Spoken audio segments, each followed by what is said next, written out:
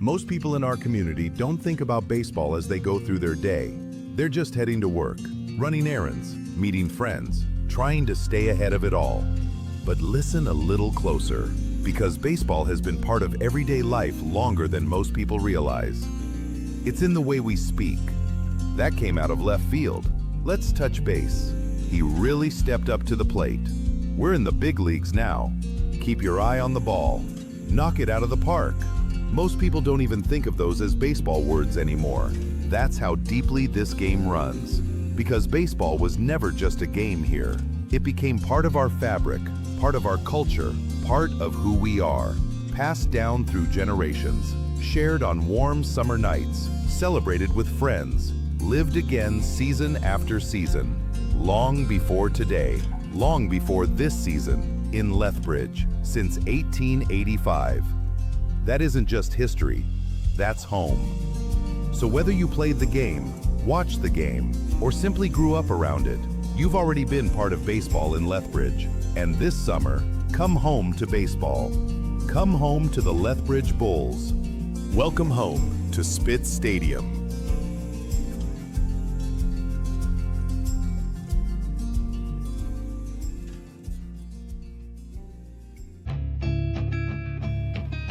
Documented stories of Lethbridge's baseball history go back as far as 1885. In January of 1906, we hosted a huge game to showcase our mild winters. More than 800 spectators showed up, many of them in short sleeves, just to watch Lethbridge play Calgary. Ever since then, baseball has been part of our identity.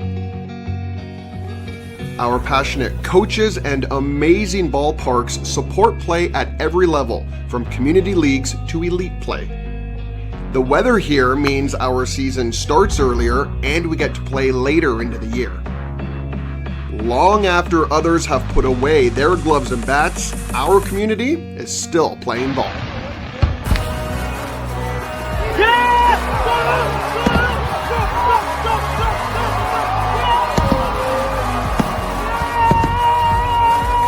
So why do players, fans, volunteers, visitors, and event organizers keep coming back? Because Lethbridge is baseball's home. Don't stop believing. Hold on to that feeling. Street light people. Don't stop believing. Hold on. Street light people. Don't stop believing. Hold on to that feeling. Street light people.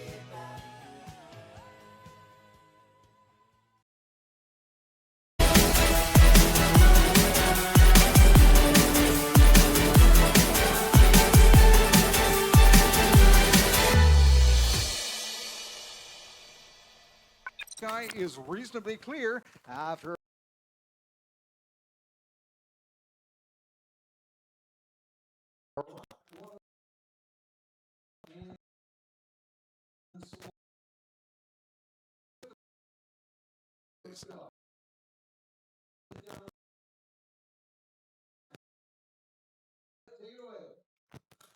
I'm Dr. McDonald's build a burger for these five little girls. What are your guys' names? Good evening and welcome inside Spitz Stadium. I'm Dave Lachance alongside Aaron Lai. How you doing tonight, Aaron? Good, thanks, Dave. Fantastic. Glad to have you along with us here tonight at a hazy, little bit humid Spitz Stadium for the Lethbridge Bulls, coming in at 15-5, facing off against their Western Division rivals, the 20-6 Okotoks Dawgs. And Aaron, you wouldn't know it because the Bulls have been rained out so much, but they actually come in riding a 4-game winning streak. Unfortunately, also 4 rainouts in that time. I think it's going to be very important for them to kind of shake the rust off early, get out there, score some runs. Anything else you think they can do to make themselves successful here tonight? I think it'll be really important, as you alluded to, with all the rainouts for the Bulls to make sure they don't make any errors in the field early on, to make sure defensively that's been a strength for them all season long, and to make sure they're taking their time, making the plays that need to be made against a hot-hitting team and a team that has such a plus run differential in the Dawgs. Absolutely. We'll be back to look at this a little bit more in depth shortly. We also have an interview coming up with Josh Milton. We're going to bring you some of the pregame festivities from the field level. We hope you enjoy. You're watching WCBL Baseball on FloCollege.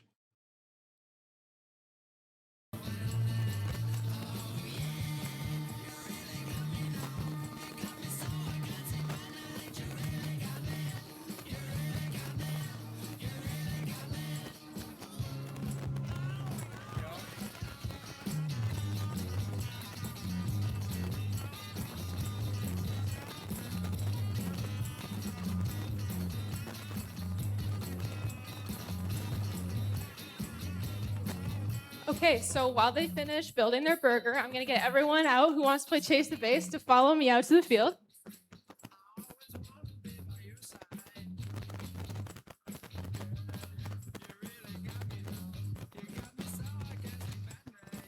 Okay.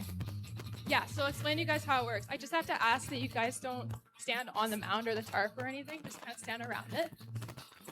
So what's gonna happen is I'm gonna tell you to go, you're gonna pick a base, and then a number is gonna pop up on the screen, and if that's the base that you're on, you're eliminated, okay? Here, are you guys ready? Okay, 3, 2, 1, go! Pick a base! Okay, we've got at least one person on every base, so let's see what it is. 4, home. Sorry, T-Bone. Thanks for playing. Okay, everyone come back to the mound.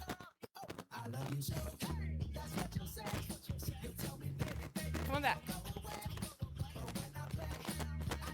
Okay, I want everyone to pick a new base this time. Ready? Go, go, go, go, go, pick a base!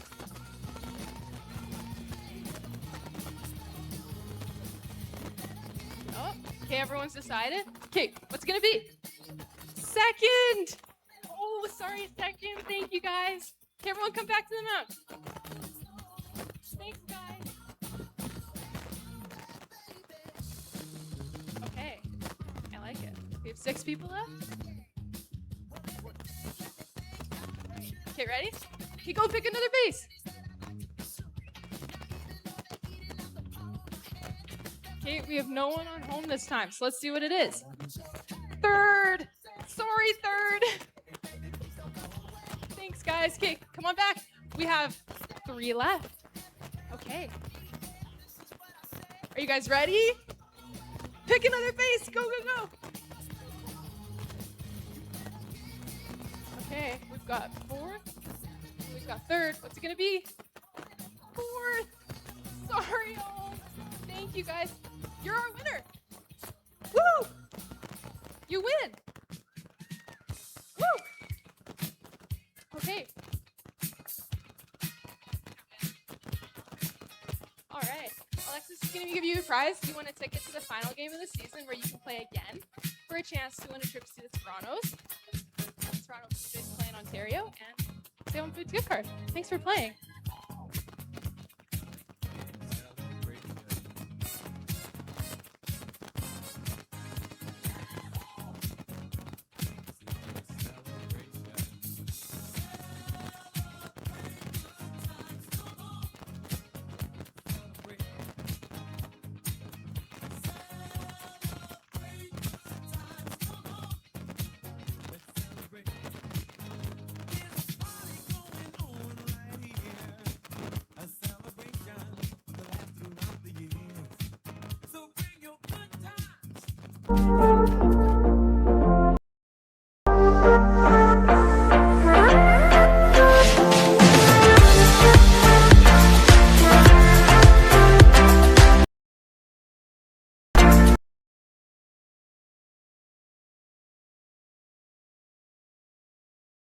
Make sure to stop by House Sweets for delicious sweets and treats.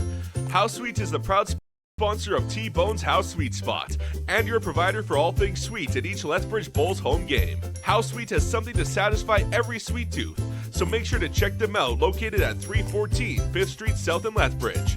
And stop by T-Bone's House Sweet Spot at Spitz Stadium.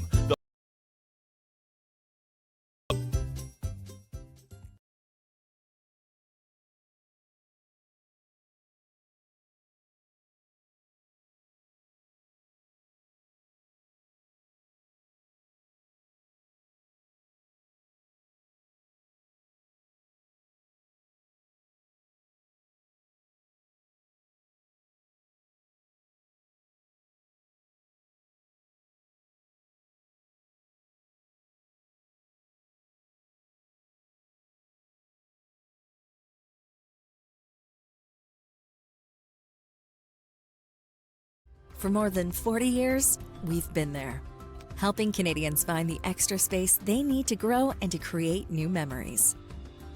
Sentinel Storage. Try 4 weeks free. Details at sentinelstorage.ca. T-Bone loves to stay strong during the baseball season. The Bridge Sports Therapy provides many forms of strength training to make sure he is in his best shape all season long. But even T-Bone suffers from overuse injuries every once in a while. The Bridge Sports Therapy and Training can provide him with services that kickstart a fast recovery and help him maintain his strength so he never has to miss a game. Make sure to check out the Bridge Sports Therapy and Training, 40th Street.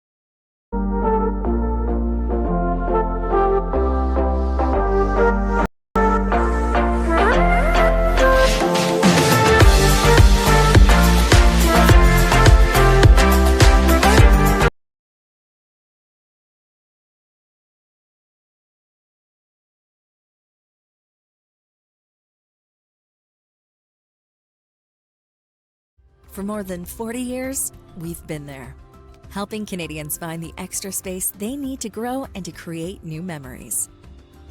Sentinel Storage. Try 4 weeks free. Details at sentinelstorage.ca.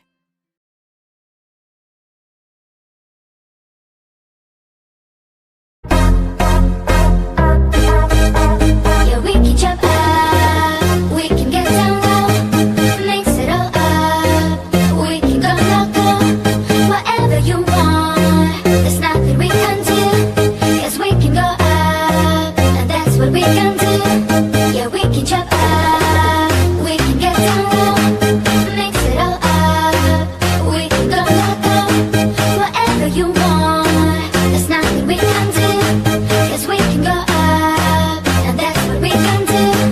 Yeah, we can jump up, make them say, you know that's nice. Smash it all up, let it drip drop down. Whatever you need, just tell me and we'll go. 'Cause we can stay. For over a century, we've been more than just lawyers. We're your neighbors, your friends, and your strongest advocates. With locations across the prairies, we're everywhere you are. Stringham, your local lawyers.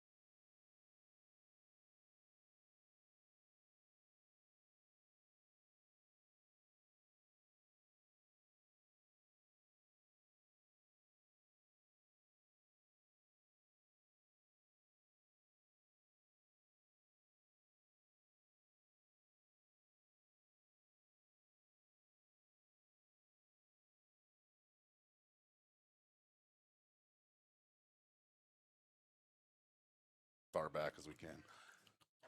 Welcome back into the broadcast booth here. Dave Lachance alongside Lethbridge Bulls right fielder Josh Milton. Welcome in, Josh. Nice to have you with us. Thank you. Thank you.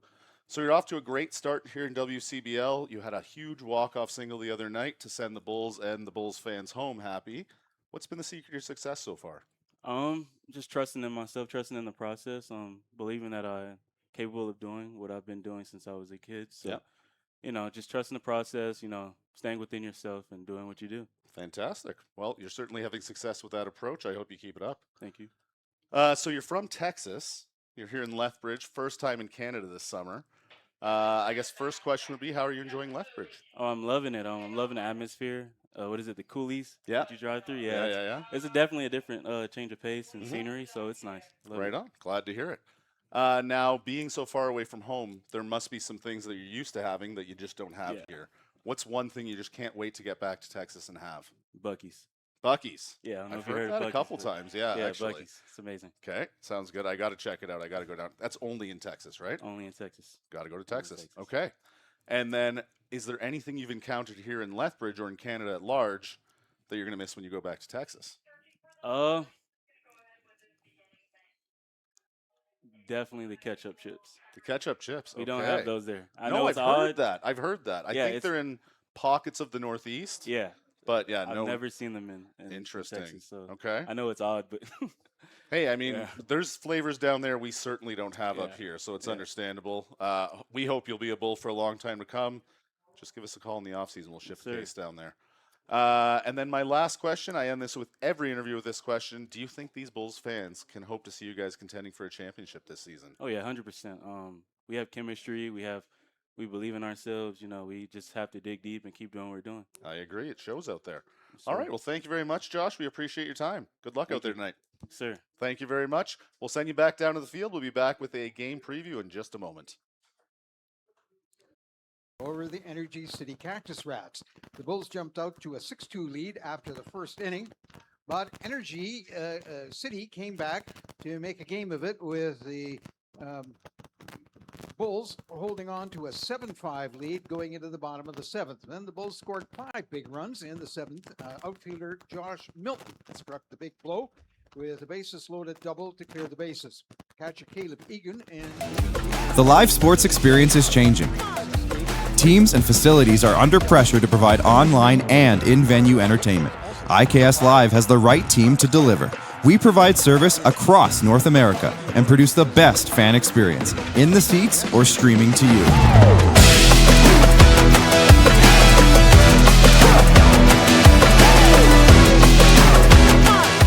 IKS Live continues to bring you the best seat in the house. are the visitors, with the first game scheduled to get underway at approximately 1:40 p.m. After a bit of a break, the night game will go at 7:40. After the game, fans are invited to remain at Spitz Stadium, go down on the field to watch the fireworks over Henderson Lake to wind up the Canada Day celebrations. Friends, Spitz Stadium has 2 concession stands, one down the third baseline just beyond the patio, and another on the upper concourse of the grandstand. There's also some beverage stands around the ballpark, along with sweet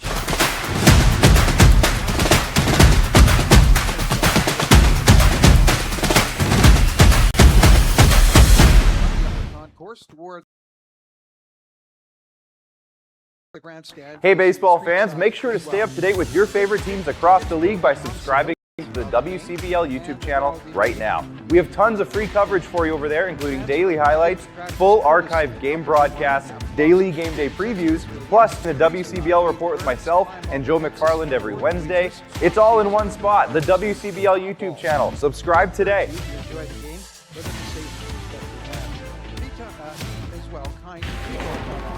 Yo, Dustin, you get going? Yes. Can I join you guys? All right, let's go.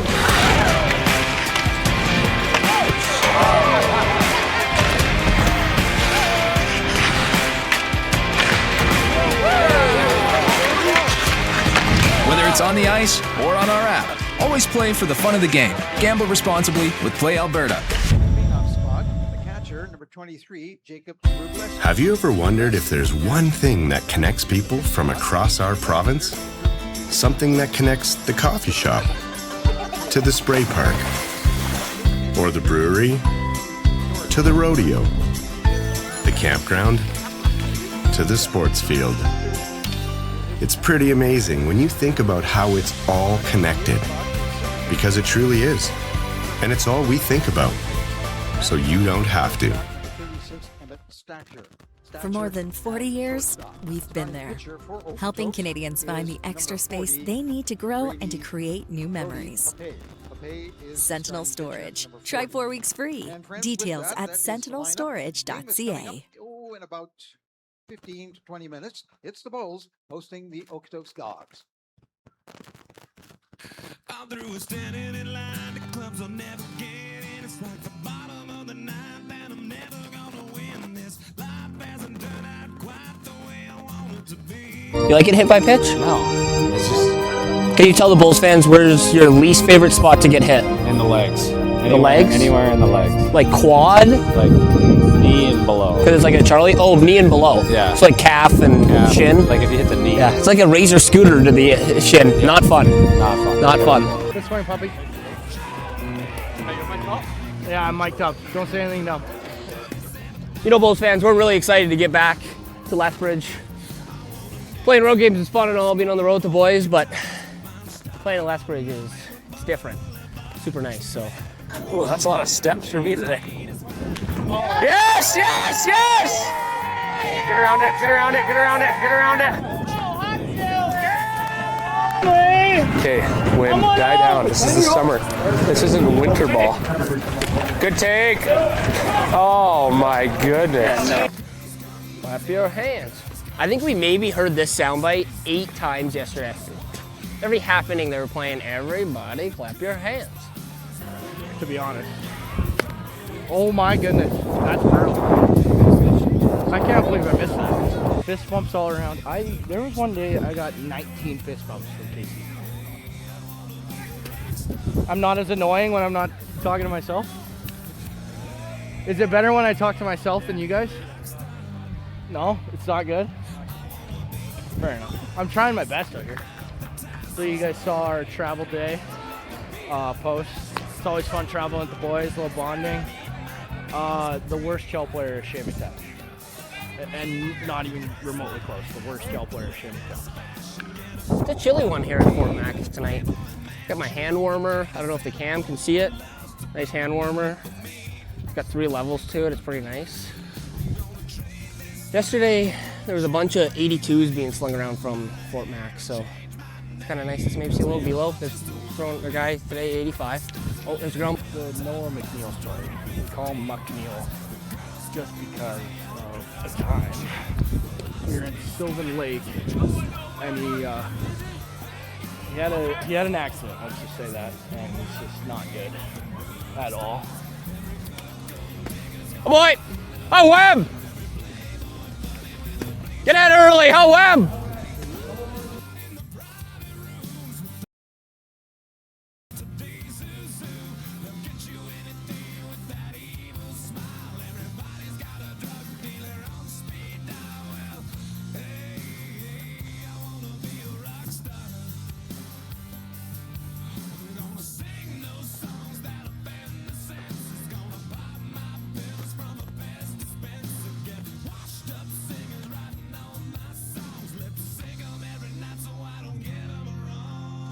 Saw her face, I'm a believer, and then I saw her face, I'm a believer, and not a trace of doubt in my mind. I'm in love, I'm a believer, I couldn't leave her if I tried.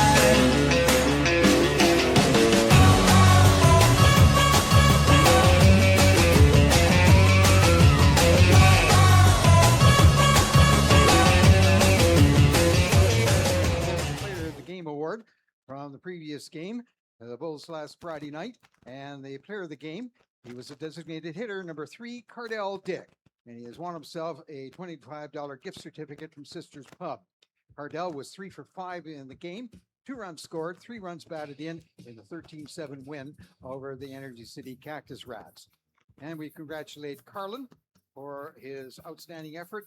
And we thank Sisters Pub for the continued support of the Lethbridge Bulls.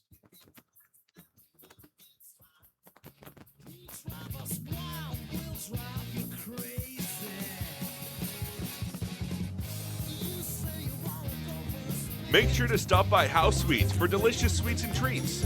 House Sweets is the proud sponsor of T-Bone's House Sweet Spot and your provider for all things sweet at each Lethbridge Bulls home game. House Sweets has something to satisfy every sweet tooth, so make sure to check them out located at 314 5th Street South in Lethbridge. And stop by T-Bone's House Sweet Spot at Spitz Stadium.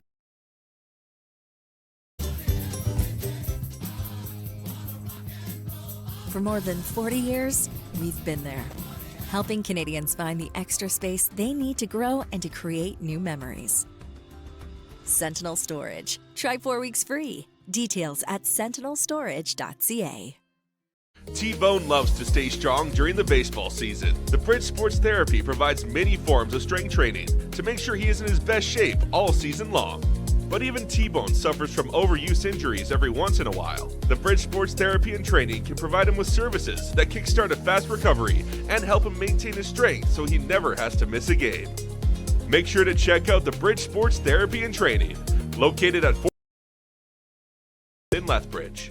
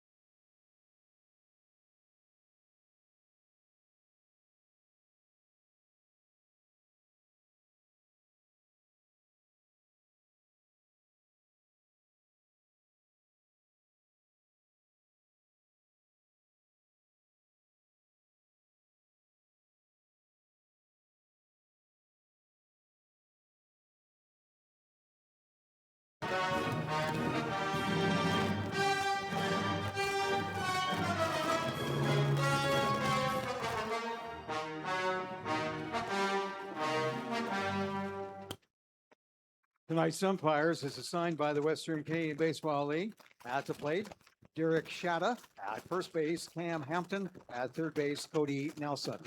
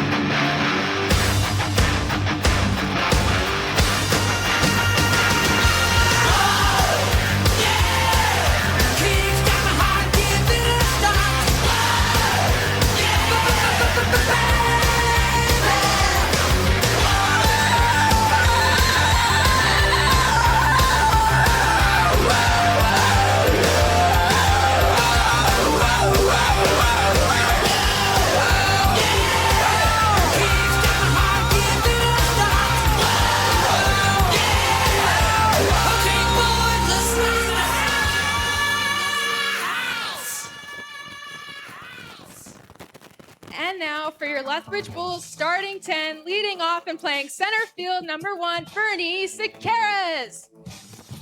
Batting second and playing second base, number 2, Calum Haney. Batting third and your designated hitter, number 25, Caleb Eager. Batting cleanup and catching, number 3, Cardell Dick.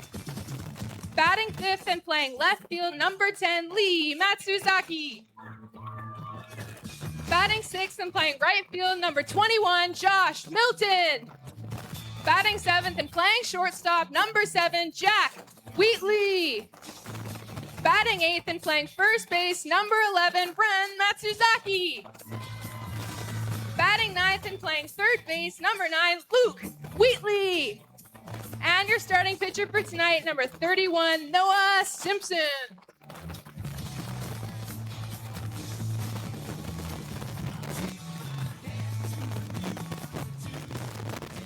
And now, if you could all please rise for the singing of O Canada.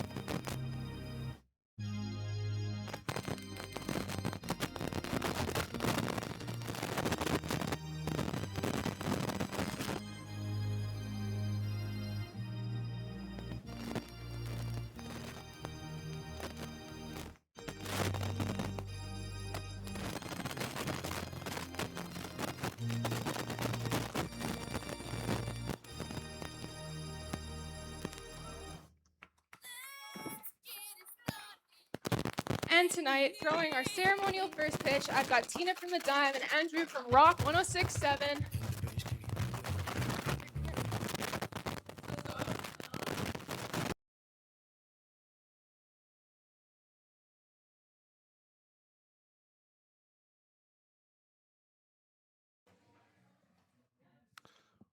Welcome to beautiful Lethbridge, Alberta, Spitz Stadium. We've got a clash of the Titans here in the West Division between the 20-6 Okotoks Dawgs and the 15-5 Lethbridge Bulls. I'm Dave LaChance here alongside Aaron Lai.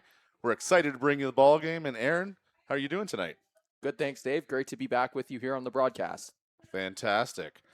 It'll be Noah Simpson on the bump for the Bulls tonight. He'll be facing off against Brody Pape. And Aaron, this is a rematch of our first game on the broadcast together. Yeah, it'll be great to see what the result will be this time in this heavy-hitting matchup between two really great teams, as you alluded to. Absolutely, it will. And both teams come in riding pretty heavy win streaks. The Bulls, 5 games. The Dawgs, 6. The Bulls have had 4 games rained out in the midst of this 5-game win streak. And I think one of the keys for them tonight is going to be shaking off the rust, so to speak, and scoring some runs early. Secondarily, avoiding the big inning. They've lost games to Okotoks by a significant margin. They're really the only blemishes on the season for the Bulls. And staying out of that kind of trouble will go a long way to their success tonight and to making this an entertaining ball game for us. Absolutely. It'll be really important here for both teams to ensure that they're showcasing their offensive talent with so much time off. Obviously, these athletes have indoor training facilities. It can be tough when you're not able to take the at-bats and the pitching that you would, the live pitching outside. So it'll be important for both of these teams to make sure that they're finding their bats early on, and for the pitchers as well to make sure they're commanding the strike zone and finding the corners as they want early on. Certainly, and that's an interesting storyline that you mentioned there, Aaron. It will be interesting with the amount of rain that we've received here in the first bit of the season, and frankly, it doesn't look like it's going to stop this year. Will we see suppressed statistics as the season goes on because players didn't get the practice opportunities or the same kind of training situation that they're used to? First pitch from Simpson is in for a ball to the leadoff hitter for the Okotoks Dawgs, Connor Croson, today's third baseman. Second pitch called a strike, so 1-1 here.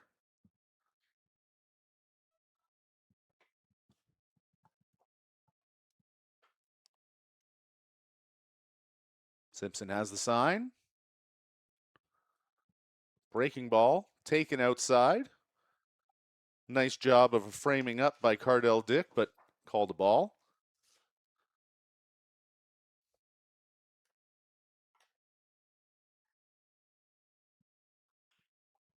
That one grounded off the plate, called a foul ball. Count now 2-2.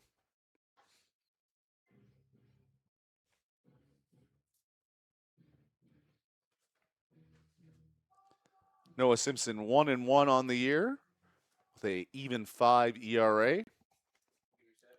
7 strikeouts against 4 base on balls. And that one runs inside. I'll catch Croson on the shoulder and send him down to first base to start off the ball game here. Not the beginning that the Bulls were hoping for, Aaron. Tough for Simpson early on here, struggling with the command, threw 2 balls in addition to the 2 strikes, and then that fifth pitch, his third ball got away from him. And so it'll be important here for him to find his confidence again and not be afraid to go after those corners as he did early on in those first 5 pitches. Certainly, and I think the approach of trying to come inside is a good one. Certainly can't give the Dogs any cookies to hit. We'll see how he approaches the next hitter here. That's right fielder Landon Kaufman. First pitch swinging, fouled off on the first base side. Defense for the Bulls tonight. Cardell Dick behind the plate, as previously mentioned. Infield from third base is Luke Wheatley, Jack Wheatley at short, Caleb Haney second base.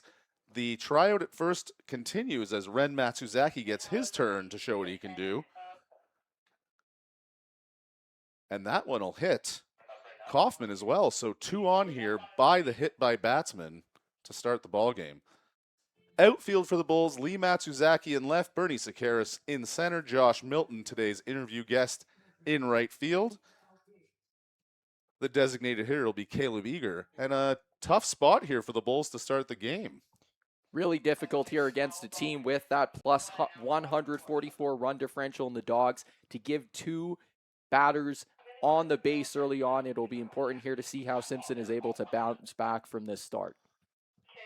He does a nice job there getting Cal Gates to swing through one to begin his at-bat. And yes, ensuring that no base runners go further than Connor Croson has to be job number 1 for these Lethbridge Bulls. Swung on, hit down the third base line. That'll go foul. And so far in this at-bat, going exactly as you draw it up. It'll be important again here for Simpson to close this one out here. He's ahead 0-2 to find something he likes. I hope that he goes something inside down low, make it really hard for Croson to turn his hands through the ball. The 0-2. He goes high and outside. That'll miss for a ball. But again, I like the idea, not a space where a lot of damage can be done. And he had the balls to waste, so 1-2 now to center fielder Cal Gates.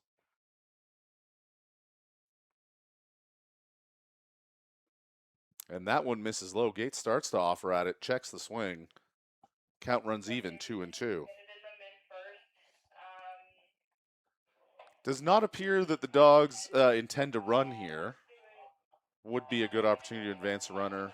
Can't lay down a bunt with 2, but that one's going to be fouled off over the concession stands. Got some good wood on that thing, actually.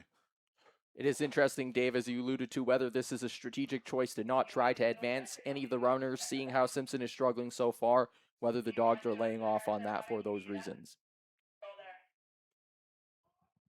That one well outside, 3-2 now. And yes, you do have to wonder is this a scenario where 0 outs, they're thinking, well, let's see what happens here, and we've still got that 1 out situation to play with if we decide we want to play a little small ball. Oh, and he swings on that one, fouled off his foot. He does a little skip to my Lou around the batter's box area. They'll bring some fresh balls out to the home plate umpire in the meantime. And there'll be another 3-2 pitch here to Cal Gates. A big moment in the game here for Lethbridge and Okotoks. Potentially momentum changing depending on what happens at this at-bat.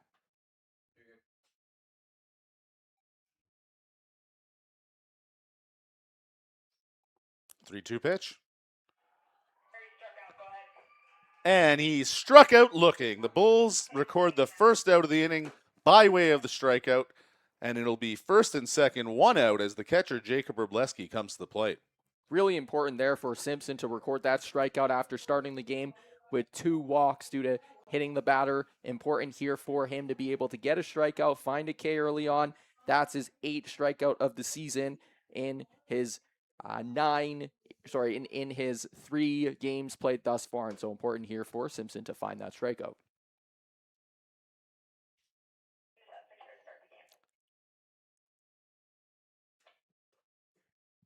The first pitch to Jacob Wrobleski offered at check swing, called a ball. 1-0 here.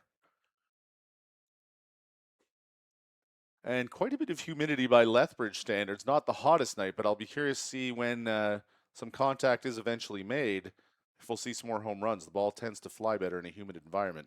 That one hit out to second. Haney up with it across to Wheatley. Throws across the diamond. They get 2. They get out of the inning, and we'll head to the bottom of the first in just a moment here. You're watching WCBL Baseball on FloCollege.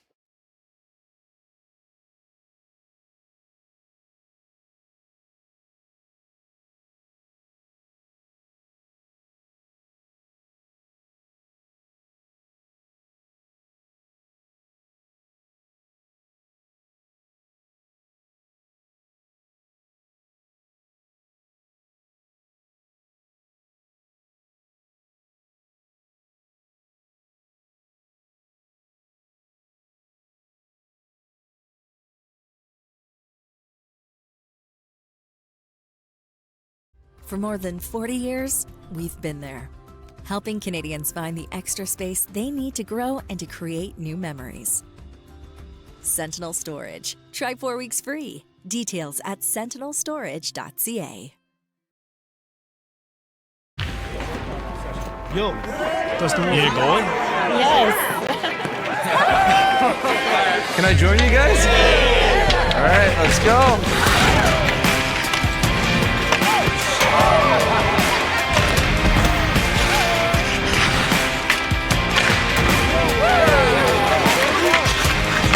Whether it's on the ice or on our app, always play for the fun of the game. Gamble responsibly with Play Alberta.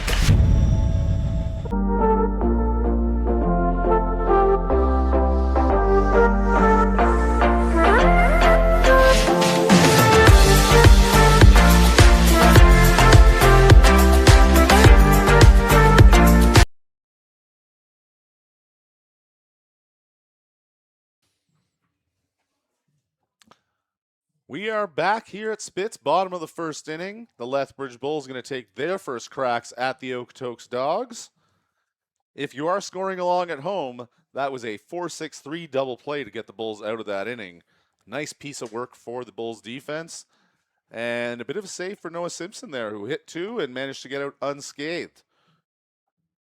Brody Pape on the bump for the Dawgs tonight.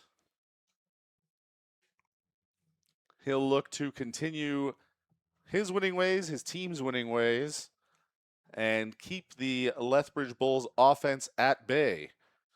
He's going to be facing center fielder Bernie Sakaris, second baseman Caleb Haney, and designated hitter Caleb Eager here in the bottom of the first.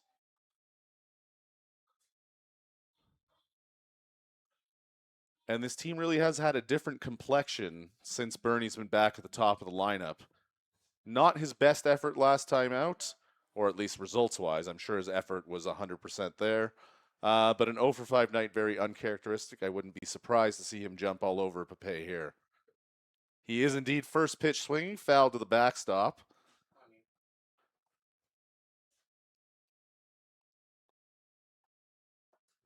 It'll be really important here again for these Lethbridge Bulls hitters to get going early on. The Bulls, having lost Carter Clare out to Ottawa, that's a huge accomplishment for Clare out. It'll be important here for the rest of the hitters to find their grooves in the order. Bernie still hitting where he normally hits in the leadoff spot, and so it'll be important here for Bernie to help his lineup here getting on base early on. Yes, it has been interesting. Obviously, Carter typically lined up at first and in the number 3 spot in the order. As Sakaris swings through that one for strike 2, 1-2 now. And Eager seems to have landed pretty comfortably in that number 3 spot. He's been hot offensively lately. But they're trying all kinds of people at first base to kind of see what sticks there. And obviously a great problem to have when you have a player that's talented enough and accomplished enough to go pro is that one popped foul on the right-hand side. That's going to get just out of play there. And Bernie will stay alive now, 1-2 again. But it really goes to show, people often make fun of first base, say it's the easiest position, anyone can do it. But 3 games in, 3 different guys there, and varying levels of success, let's just say.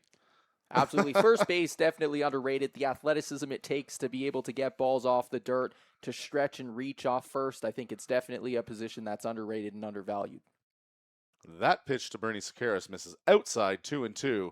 And for the fans at home that are probably screaming at their streaming devices, televisions, phones, what have you, 4 games, pardon me, and the 4th different first baseman to play since the departure of Claire Hout last weekend. Chopped out towards second base. Griffin up with it. Throws to first. They'll catch Sakaris by a couple of steps, but something interesting I noticed there, Griffin had a little skid step as he stopped to get that ball. And I do wonder, with all the rain of late, will we see maybe a little bit more sloppy defensive play today? Absolutely. Really tough conditions here in Lethbridge. A lot has been canceled in our city in terms of sporting events and practices for beach volleyball and other things due to the heavy rain we've had. And so it'll be interesting to see how the grass conditions are affected by so much humidity and precipitation. Caleb Haney to the plate now with 1 out, none on. First pitch swinging for him. Swung on and missed for strike 1. And yeah, you make a good point again, Aaron, with lots of events being canceled with the bad weather, but it's also the last day of July. That one flared out to the left-hand side. That's going to get just foul. So 0-2 to Haney here, 1 out. But I kind of feel like it's Christmas Eve. Big Canada Day doubleheader tomorrow. It's one of the best days in WCBL, and for my money, it's one of the best days to live in Lethbridge. You come down here, you catch one game, maybe you catch both games. The fireworks are right there. There's all the excitement happening at the park. You really can't beat Canada Day in Lethbridge, Alberta. It's a historic moment that they caught on social media on that video from a couple years ago with the win, the Bulls winning, and the fireworks going off in the background. That is definitely a great moment. 0-2 pitch. Taken. Looks like everyone thought it was a strike for a moment, but it is a ball. 1-2 now to Caleb Haney. And yes, that was actually last season. I was at the game not calling it, as Haney swings and misses at that one. 2 quick outs here for the Bulls. Brody Pape pitching well. Dave, I reckon maybe some other fans and people heard your reaction in the stands to that great win and heard the natural voice that you have for broadcasting. And from that moment on, taken one of the valuable assets from the stands now into the broadcast booth. I know that the owners and the leadership of the Bulls must feel very fortunate for that.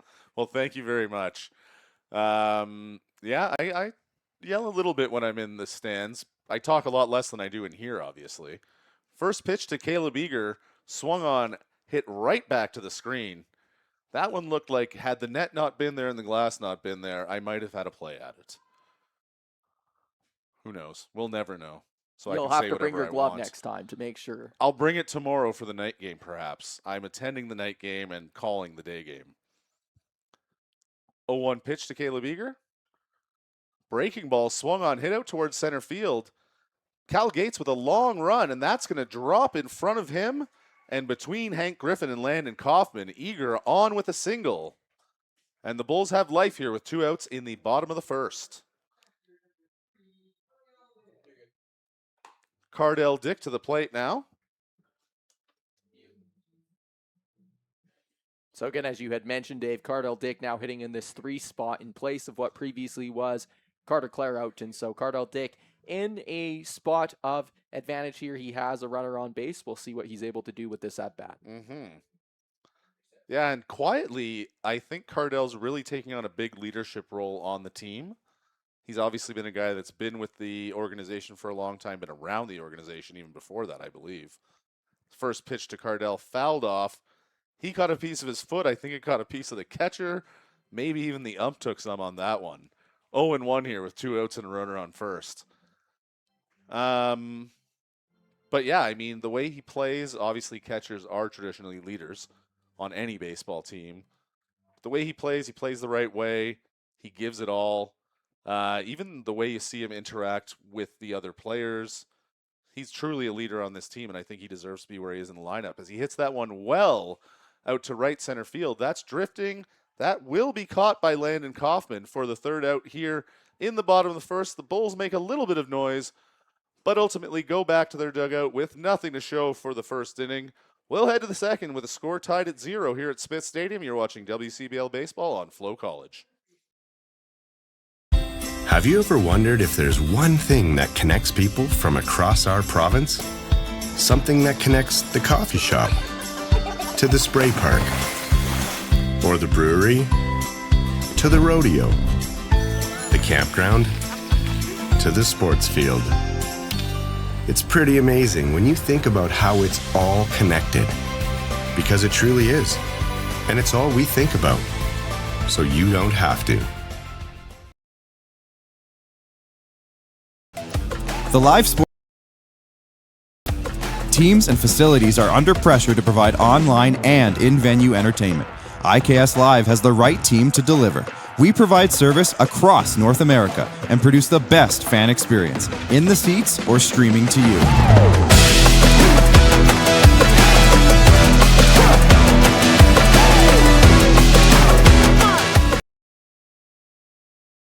You, the best seat in the house. For more than 40 years, we've been there, helping Canadians find the extra space they need to grow and to create new memories. Sentinel Storage. Try 4 weeks free. Details at sentinelstorage.ca.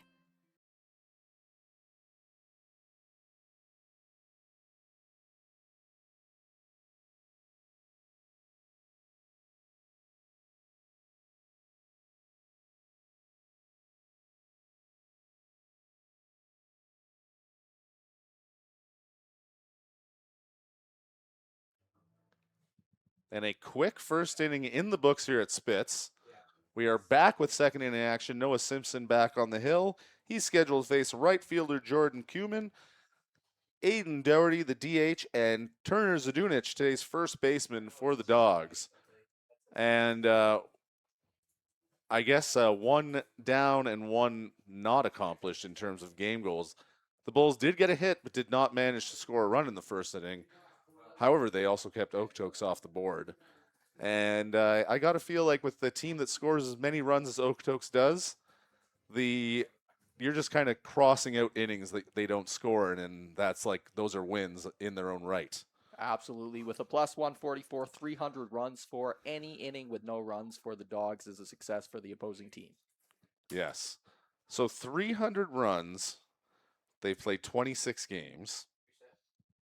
So, oh gosh, we'd have to really get in the weeds. Maybe I'll do this in between innings. 0-1 pitch to Kuhlman. Called a strike, 0-2. Pardon me, Kievman. I've been pronouncing that wrong. I can't even read my own writing. Apologies, everyone. 0-2 pitch. Nice frame job by Dick. Nothing doing vis-a-vis a called strike 3. So it'll be 1-2 now. But good job for Noah Simpson to attack him here to start off this inning. That one swung on, hit foul. Here comes the first broken piece of glass. There it was. And great to see again, as you alluded to, Noah Simpson being aggressive after his first two batters. He hit with them with the pitch to be able to now come back in the second inning and find some success will be important. 1-2 pitch bounced in the batter's box. And that'll be 2-2. Nice job by Dick to keep that in front of him. Not that it matters with no one on base, but always good to, I think, make that a practice. Absolutely. Rather than a have to do when you have to do. Ooh, he comes back to the same spot, does Simpson. Dick frames it again.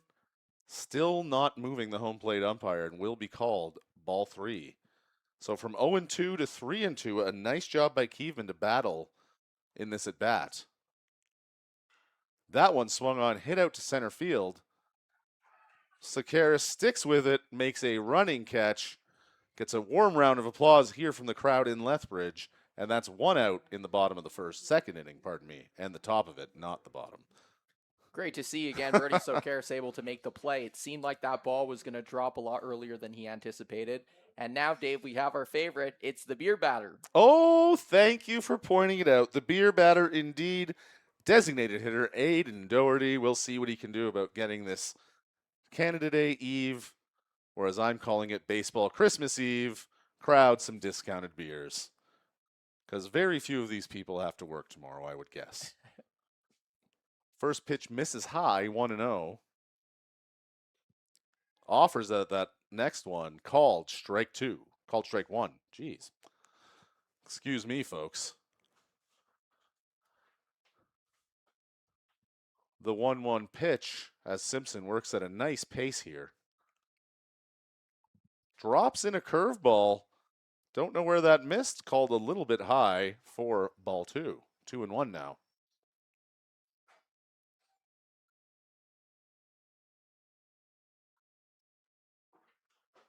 Fastball swung on, popped up to right field, carrying well. Milton settles under it. And out number 2 there. So no discounted beer, but we do get out number 2. And the Bulls continue to handle the Okotoks Dawgs well here in the early stage of this ball game. Nice there for No Simpson to be able to find, again, success with his command and get some of these Dawgs players to fly out. Some easy plays so far in the outfield. First for Sokaris and there for Milton. And again, Dave, we had talked about off camera. Nice to have one of our players playing tonight in that pregame interview in Joshua Milton. Absolutely. It's exciting. First pitch to Tuner Zadunic, taken for a strike. And yeah, I mean, we always joke about the broadcaster's jinx, but maybe he has a great game. And he's like, I got to go in for an interview before every game. I know I can find 5 questions to ask that guy at least 20 more times or however many more home games we have. I feel confident. Maybe they'll all want to come up here. That could be fun. 0-2 pitch. Swung on, missed. Simpson gets him swinging. Goes 3 up, 3 down here in the top of the second. The Bulls head back to their dugout. We'll be back to see how they do on the sticks in just a moment here. You're watching WCBL Baseball on FloCollege.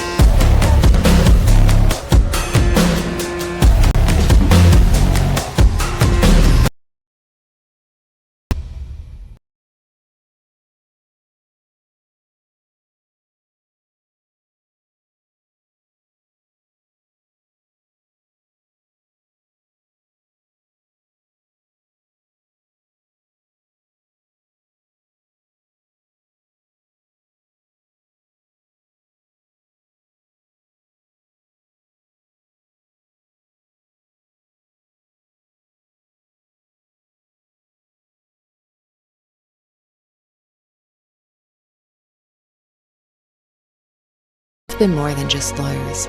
We're your neighbors, your friends, and your strongest advocates.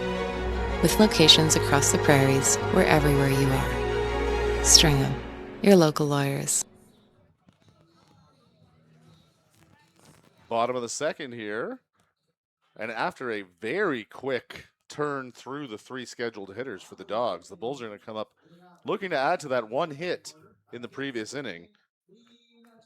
They're going to be sending Lee Matsuzaki, Josh Milton, and Jack Wheatley.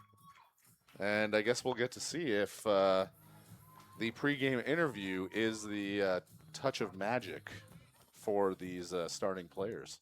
Dave, if Joshua Milton is able to hit a home run following his interview with you, we might have to add another promotion to the broadcast, the announcer beer batter.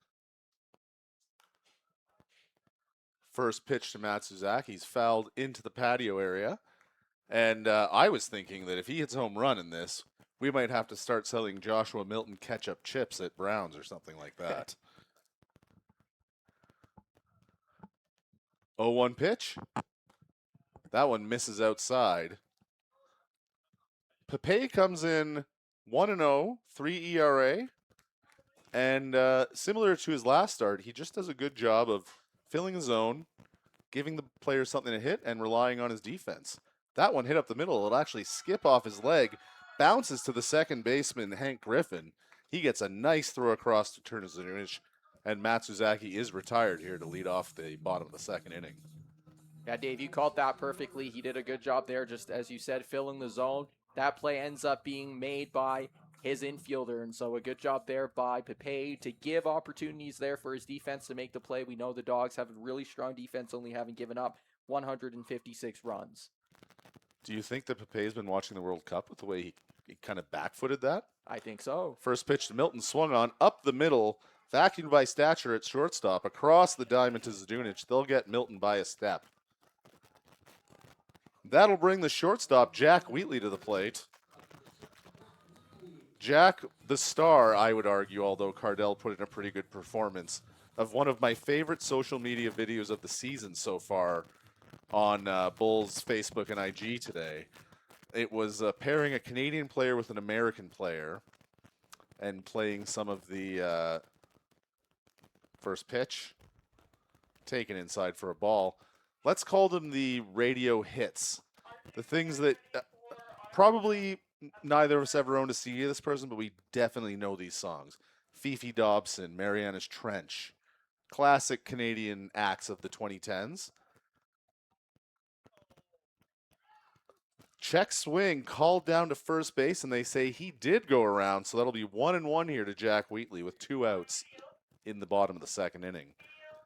And it was very funny, to me at least. I saw the same video. Do you think, Dave, you would have got all 5 as well? Definitely. I know I knew all 5 of those Canadian songs. No, funny enough, so after watching it, there was one of them I was a little iffy on.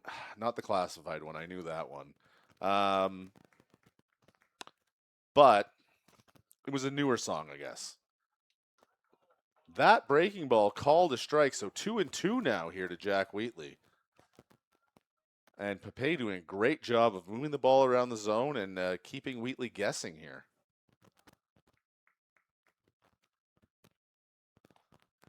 Fastball catches him looking, and the Dawgs will set him down 1-2-3 in their half of the second inning. We'll be back with more WCBL action and to talk more about Canadian music here in the third inning on FloCollege in just a moment. Have you ever wondered if there's one thing that connects people from across our province? Something that connects the coffee shop to the spray park, or the brewery to the rodeo, the campground to the sports field. It's pretty amazing when you think about how it's all connected, because it truly is, and it's all we think about, so you don't have to.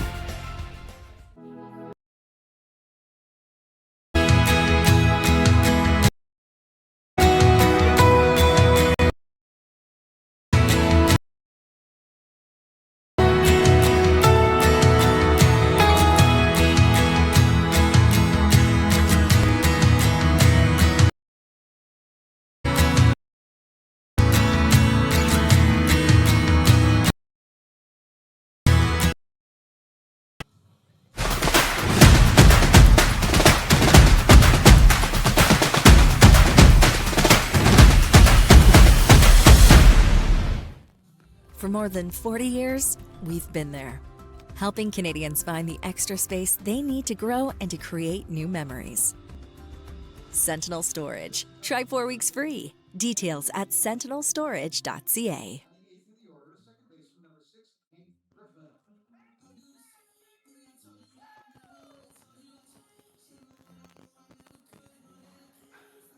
Third inning action here live from Spitz Stadium.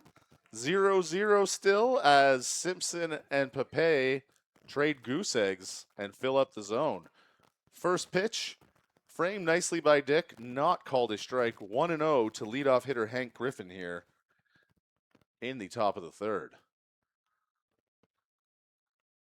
That one swung on, fouled off. Looks like he got his leg by the way he's gingerly walking around. And during the break, I shared some of the songs I was thinking of and about to talk about in the bottom of the second. And I must say, Aaron, I am shocked. I know we're not exactly the same age, but I don't think we're that far apart in age. You've never heard of Brand Van 3000's seminal Canadian hit, Drinking in L.A., that I contend is played on the radio here in Lethbridge more often than anywhere else in the world. Awkward swing by Griffin there. Fouled it off, but it looked like he got a piece of his hand at the same time. He's really taken it on the chin. Well, not really on the chin, but everywhere else possible in this at-bat. Falling behind 1 and 2 here. And yeah, sorry to put you on blast there, but I'm amazed. I'm sure there's a song you know, and you're like, that's huge, and you've never heard of it. As he gets Griffin swinging there to start off the third inning. Second consecutive strikeout for Noah Simpson, putting in a nice performance here to start the game. Third strikeout overall. Dave, I think I might have to come to Browns more often because I know that's playing regularly on the rotation. You know what? I don't know that it is, I must say. This is one that I'm certain I hear on the radio. Probably, honestly, some of the radio stations that work with the team here in town. Grounded up the middle. Shortstop to shortstop. Wheatley throws across the diamond. Nice stretch upwards by Ren Matsuzaki to get that throw caught. And that'll be out number 2 here in the top of the third. No, that's a long conversation and probably one best had off the air. I will say on the record here, on the internet, I love the music at Brown Social House. It actually legitimately agrees with my musical sensibilities. But our music is, people are passionate about it one way or the other. Let's just say that. And I don't think Brand Van's on there. Back to the top of the order here, Connor Croson. Simpson continuing to cruise here. Pours in a called strike to lead off the at-bat. Really nice job here by Noah Simpson. Again, it's been pretty straightforward here for the pitchers thus far, being supported by their defense. And so we'll see what happens, whether a team's able to break it open here in the middle innings.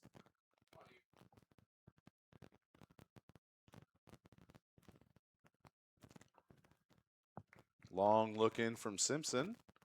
1-1 pitch. Fastball misses low. Dick tries to bring it up, but ultimately in vain. 2-1 now with 2 outs, none on, and a ball game that, dare I say it, Aaron, is moving quickly here in Lethbridge tonight. And that one catches enough of the zone to be called strike 2. 2-2 now. But yeah, you can already see it. Beautiful night. We're about to get that golden hour look coming in from left field. Just a great place to be. 2-2 pitch.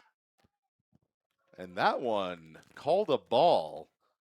Controversial to some of the fans here on hand, as a similar pitch was called a strike within the at-bat, but that is the beauty of the game, is it not? Absolutely. And Dave, on the topic of the ballpark, it's always nice when the Bulls play the Dawgs. We see a lot of red caps, and so nice back and forth here. We see some Bulls fans and some Dawgs fans as well. 3-2 pitch, hit out towards first base. That's going to get into right field, and the Dawgs have their first hit of the ball game with 2 outs here in the top of the third inning. And Landon Kaufman comes to the plate with a runner on base here, looking to make the first mark of the ball game. Score tied 0-0. That's a really good job there to poke it through that right field. Really important here for Okotoks, again, to capitalize here. It's been a stalemate here between these teams, and so with an opportunity with a runner on base, we'll see what the next Dawgs batter is able to do. First pitch swing, and that's fouled off towards the Bulls' dugout. They're really enjoying that new wall, eh? Very, very handy. Something that is perplexing as to why it took so long for it to be implemented, but very, very handy here now to have something to lean on and have the boys all out towards the field. Yep, I would agree. 0-1 pitch, swung on and missed. Oh, he got a piece of it, but nevertheless, 0-2. It was that single molecule of wood hitting stitch of ball. You can't rightly call that a foul ball. It's just not right. We need ABS here in the WCBL as well, Dave. I think it would help provide more clarity. It certainly would.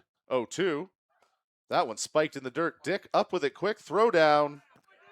Got him. The Bulls provide some fireworks for the fans here in Lethbridge as they get out of the inning on a caught stealing at second base. We'll head to the bottom of the third here. We'll be back with WCBL action on FloCollege.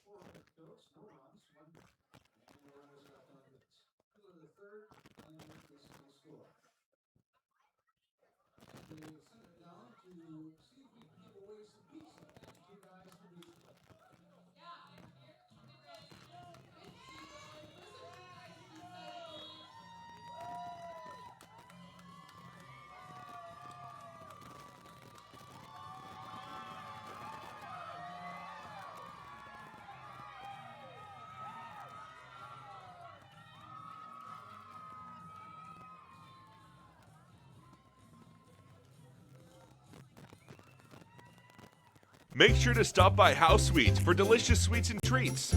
House Sweets is the proud sponsor of T-Bone's House Sweet Spot and your provider for all things sweets at each Lethbridge Bulls home game. House Sweets has something to satisfy every sweet tooth, so make sure to check them out located at 314 5th Street South in Lethbridge.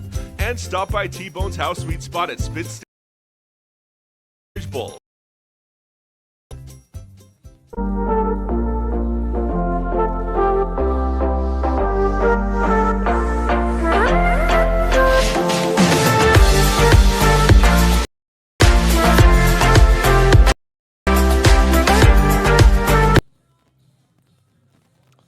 Bottom three here in a scoreless matchup between the West Division cream of the crop. And I think we're seeing why these two teams sit above the division, as we're seeing sparkling baseball really everywhere but on the hitting side, but the pitching's been so good you can't fault them for that. Absolutely, Dave. It's been really clean thus far for both teams, and really nice to see clean baseball. Again, we discussed this in the pregame. Tough with the teams being out for so long due to the rain delays, but really nice to see both teams' quality still there. First baseman Ren Matsuzaki to the plate. And if you can hear our field mic, there's a healthy contingent of Matsuzakis in the crowd tonight. I guess they've made the trip. I suppose it would be northeast from Hawaii. Yeah, Honolulu, Hawaii. Yep. Welcome, Matsuzakis. You're here for the best time of the season, as I've already said. First pitch to Ren, swung on and missed. 0-1 to him early on. Comes back with a changeup. Matsuzaki swings through that one as well. Pape doing a good job of mixing speeds here and remains in control of this Lethbridge Bulls lineup. 0-2 pitch. And that one will catch Ren Matsuzaki looking. He heads back to the dugout disappointed. Pape stomping around the mound. Feeling very dominant right now, no doubt. Huge for Brody Pape there. He's on his 26th pitch, going on his 27th, and to be able to get a strikeout like that for the first hitter of the bottom of the third is huge for his confidence. Luke Wheatley to the plate, today's third baseman. This will be his first plate appearance of the game, today's number 9 hitter. He's first pitch swing, and that one fouled off over the bleachers on the left-hand side, actually over the TimberTech terrace as well. And the crowd's starting to fill in, as it is a beautiful night. But you know what'll be even more exciting is how full it will be here tomorrow, Aaron. Absolutely, and Dave, as you alluded to, you'll be a part of the crowd. What's your favorite part of watching a ball game? Oh, gosh. As a fan, I do love that inevitable inning to 2 innings where you're just kind of in the zone of the ballpark and you're not really necessarily paying super close attention to what's happening, or you're absorbing, or you're seeing it but you're not absorbing it, sort of thing. I love that point of the game. 2-1 pitch as that misses low to Wheatley. I've been fortunate enough to be at a lot of these Canada Day games, pardon me, over the years. I gotta say, it's always something I look forward to on my social calendar. I see a lot of my friends at that game.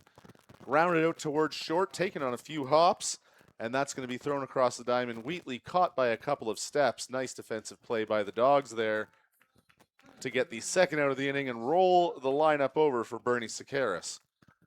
And yeah, time with family. And that pretty much goes at any ball game. I'm not that I wouldn't, I honestly would, but I'm not often or ever going to a ball game alone unless I'm coming here to work. But that doesn't even feel like work. It's fun. I love it. I got to be honest. What would you say your favorite part of being at a ball game is? I think, as you alluded to, the atmosphere. I love the 9 for 9 challenge. Shout out to the Edmonton Riverhawks. They just implemented the 9 for 9, so I'm excited to go back up into Edmonton here in a couple weeks and partake in the Edmonton Riverhawks 9 for 9. I've used the term 9 for 9 or the 999 challenge to 0-1 pitch, swung and hit well out to right field. That'll land just foul, and Zakaris robbed of a sure double there with 2 outs here. Certain high-placed individuals within the Bulls organization, I guess nothing doing for this season, but I'd love to see it. And honestly,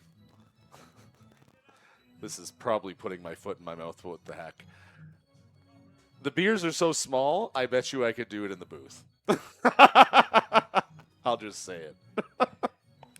Do you think you'd have a shot with the 9 hot dogs as well? A full 9 for 9, or are we going 9 of the 9? Yeah. I'd have to plan ahead for it. Like, I wouldn't eat lunch that day. Swung on and hit foul to the Bulls dugout side. 1-2 now with 2 outs. Sakaris battling against Brody Pape, who remains in control, as does his counterpart Noah Simpson here in a great game thus far at Smith Stadium. Yeah, no, 9 hot dogs is tough. No question about it. Oh, comes upstairs, gets him swinging through some heat to end the 3rd inning. So we'll reset here. We'll be back with 4th inning action in just a moment. You're watching WCBL Baseball on FloCollege.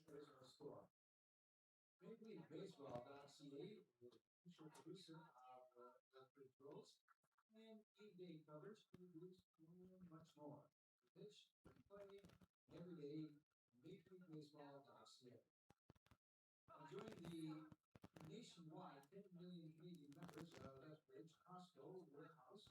Save on groceries, electronics, and household essentials. Visit us on Hammerback Drive for all the products and good savings.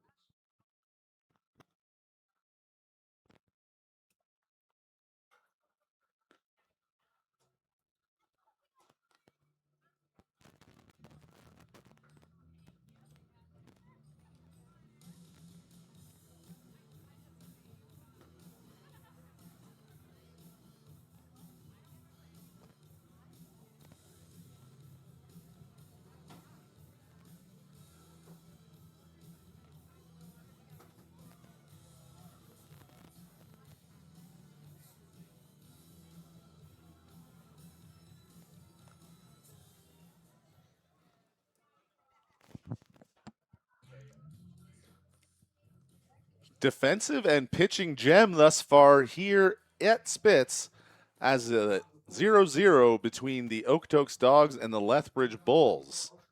And you know it's been a good game because the scoreboard says, ooh. Yeah, Dave, it's been excellent thus far. Really, again, encouraging to see both of these teams play some error-free baseball. Pitching's been excellent. The batters are waiting to get hot. First pitch swinging for Landon Kaufman. Nice grounder out to shortstop, picked up by Wheatley, thrown across the diamond, and now a little brotherly banter there at short and third between Luke and Jack Wheatley.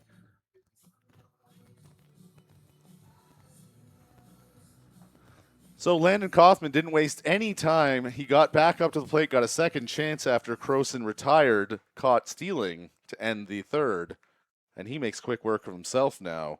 Cal Gates to the plate with 1 out. Called strike. So, Dave, I've been really impressed here with Noah Simpson's ability to bounce back after hitting his first 2 batters. He's been lights out since. Unbelievable. I couldn't agree more. He's commanding the zone. The number of called strikes is impressive. So clearly he's showing the home plate umpire something he likes, but also putting these Dawgs hitters off balance. Comes outside with a fastball there. He'll miss 1-2. Clearly a purpose pitch. And anytime we see a starter in the situation where he can throw purpose pitches while he's ahead in the count, you know he's cruising. Absolutely, especially against a team as potent as the Dawgs. 1-2, lofted. That'll be off the glove of Simpson. Haney up with it, throws on the run. That's going to get over the head, almost into the dugout. They throw back across the diamond. Okay, time to hold on to it, boys. And that'll, oh boy. We're seeing a bit of that outfield grass situation now. It's definitely slick out there. As Sakaris overruns it, Milton lands on his bottom trying to get it. It'll be Gates at second with a single and an advance on an error. Oh, pardon me. They'll just call it an error. 1 out, 1 on. Catcher Jacob Robleski to the plate here. And the first sign of adversity for the Bulls and for Noah Simpson in some time, and he came very close to catching that one. Absolutely strange sequence of events there. That was a ball that was within reach for Simpson. However, nonchalant there, lackadaisically played it and ended up leading to an error, leading to that double. Robleski hit with the first pitch, and as he runs towards first base, giving a nod to the dugout, and perhaps the Dawgs, an experienced team, a team that knows how to win, seeing this is an opportunity, this is a gap, this is a hole, let's capitalize. Yeah, especially with only 1 out here. The Dawgs do definitely have some room to work with here, and it'll be important for them to capitalize here in the first signs, as you mentioned, of adversity for Simpson and the Bulls. Right fielder Jordan Kievman swings through a breaking ball to start off his at-bat. 0-1. Nice job by Simpson to come back with a good pitch, something that could record an out. He'll come inside and miss. 1-1 now. And yeah, Simpson has been doing a really good job filling up the zone inside, outside, high, low, but it will be important here for him to go to the pitches that he likes to get out of this jam here with 2 runners on. And that one will miss outside. And with the strong infield defense, and in particular middle infield defense of this Bulls team, you'd love to see him just throw something that can induce a ground ball here and see what happens. Absolutely. It will be useful here for the Bulls to find the second out quickly and to not give any more momentum here to the Dawgs. That one swung and hit well out to center field. It's carrying. Sakaris tracks it. He's back. He's at the wall, and that one is gone. So a 3-run home run for the Okotoks Dawgs here as they open up the scoring in the top of the 4th inning. They lead 3-0 on a 3-run home run for right fielder Jordan Kievman.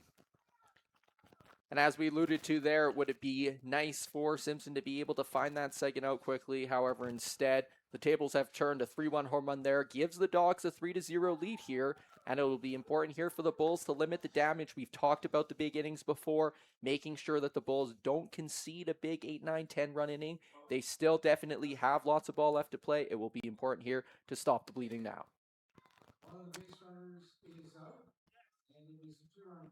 All right.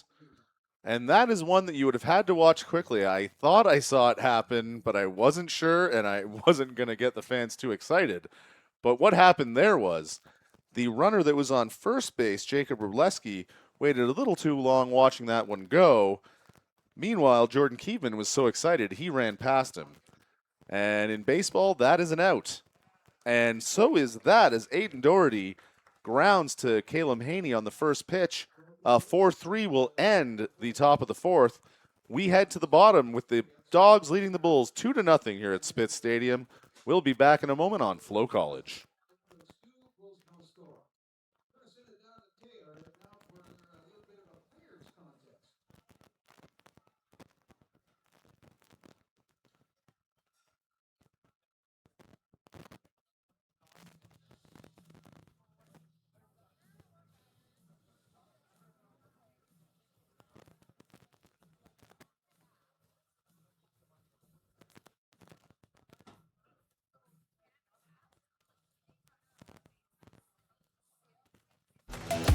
The live sports experience is changing. Teams and facilities are under pressure to provide online and in-venue entertainment. IKS Live has the right team to deliver. We provide service across North America and produce the best fan experience in the seats or streaming to you.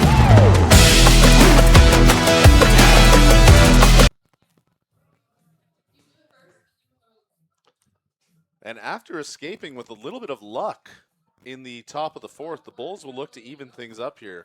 They trail 2-0 on a bit of a weird sequence.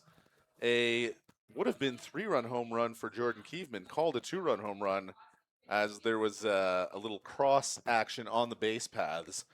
And in a game this tight, where the Bulls have done a good job of handling themselves defensively and pitching, minus that one small hiccup there, that's the kind of, I guess, what's the word I'm looking for? Not lazy, not mindless, just inattentive play that could come back to haunt the Dawgs in this one. Absolutely. The Bulls were lucky there to get out, only having given up 2. We thought it was the 3-run homer, but as you alluded to in the last inning, that mistake on that first baseline by the Dawgs, not showing the determination we normally see, again, some inattentiveness from their side as well. That might be the difference maker here with just 1 run. We know both of these 2 teams top of the table. That may end up being the difference here tonight. We shall see, and it's going to be Cardell Dick. Pardon me, Lee Matsuzaki, Josh Milton. Oh, what am I saying? Excuse me. Caleb Haney, Caleb Eager, Cardell Dick.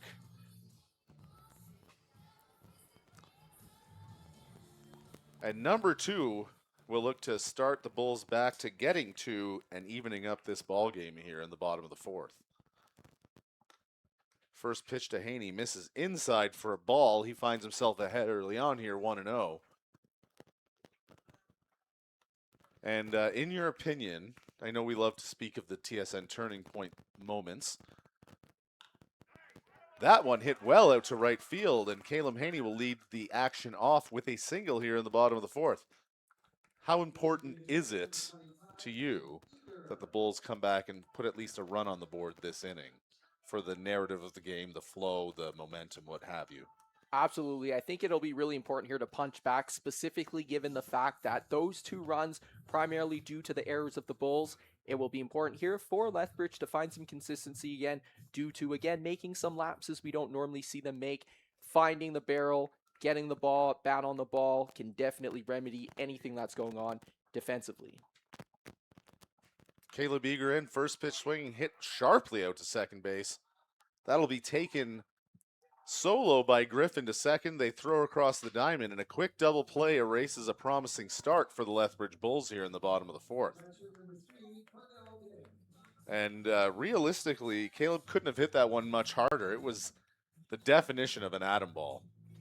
Absolutely. Great job there by the Dawgs and their fielders. Really important here again for the Bulls not to get complacent, to keep on ensuring that the pitch count goes up here for the Dawgs, trying to get into their pitchers. Their bullpen pitchers will be an important part of this game. First pitch to Cardell Dick, taken for a strike. And yes, that is an excellent point. Pitch counts both low, very low for both pitchers, really.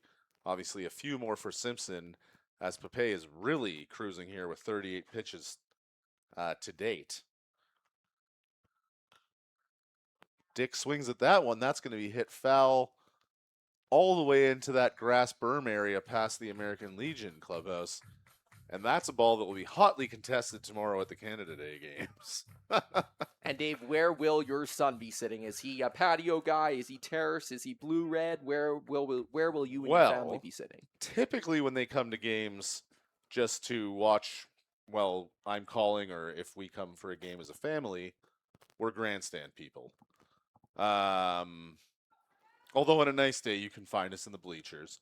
But with Canada Day in particular, well, during the day, my kids and their friends will probably sit in the grandstand because that's a lot of sun.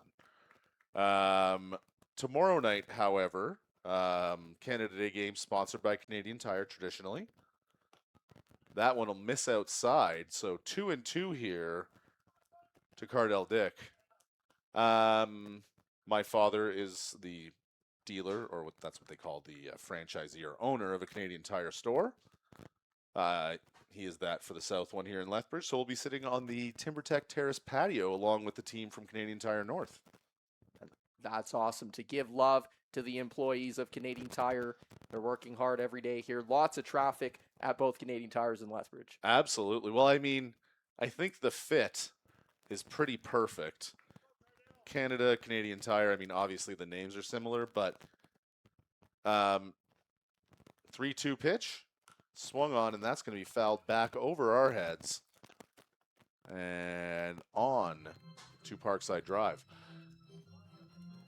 I say this all the time. Canadian Tire is the most unique company in the world in so many ways, but the thing I'll focus on here is the breadth of products they sell is unmatched, and they have their kind of lane. That one fouled off down the first base line, and a great battle here for Cardell Dick. He heard you, Aaron. He's pushing up that pitch count for you. Absolutely. Really important here again for the Bulls to try to add some pressure here. They haven't been really threatening thus far. Mm-hmm. And yeah, just to wrap that thought on Canadian Tire, yeah, it's fully Canadian, which is great. Swung on, and that one bobbled. They will throw down to first base to get the out. That'll send the Bulls down here in the bottom of the fourth. If you want to know what I think about Canadian Tire and you're at the game tomorrow night, I'll be on the patio and I'll be happy to tell you all about that. For now, we're going to send you to a break and listen to some other sponsors' news. We'll be back on FloCollege in just a moment.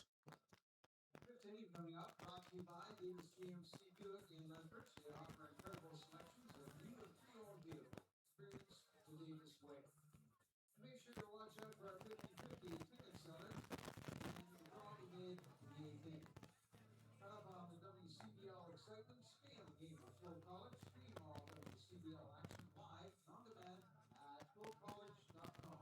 That's FLOCollege.com. Don't miss a single day. Don't forget to check out Party City.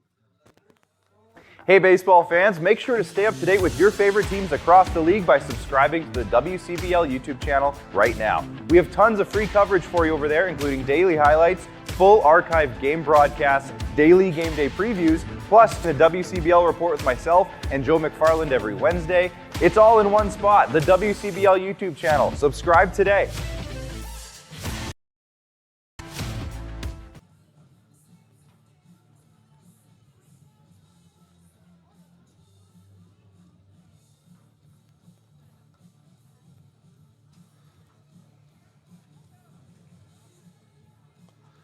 Zadunich, Griffin, Stacher for the Dawgs here. They have a 2-0 lead as we reach the middle innings of this ball game. Simpson back out for the fifth. 56 pitches so far. So he's right where he needs to be, actually a little bit under for the 15-pitch threshold we like to work off of. And frankly, just being a tiny infinitesimal amount outdueled by his counterpart, Brody Pape.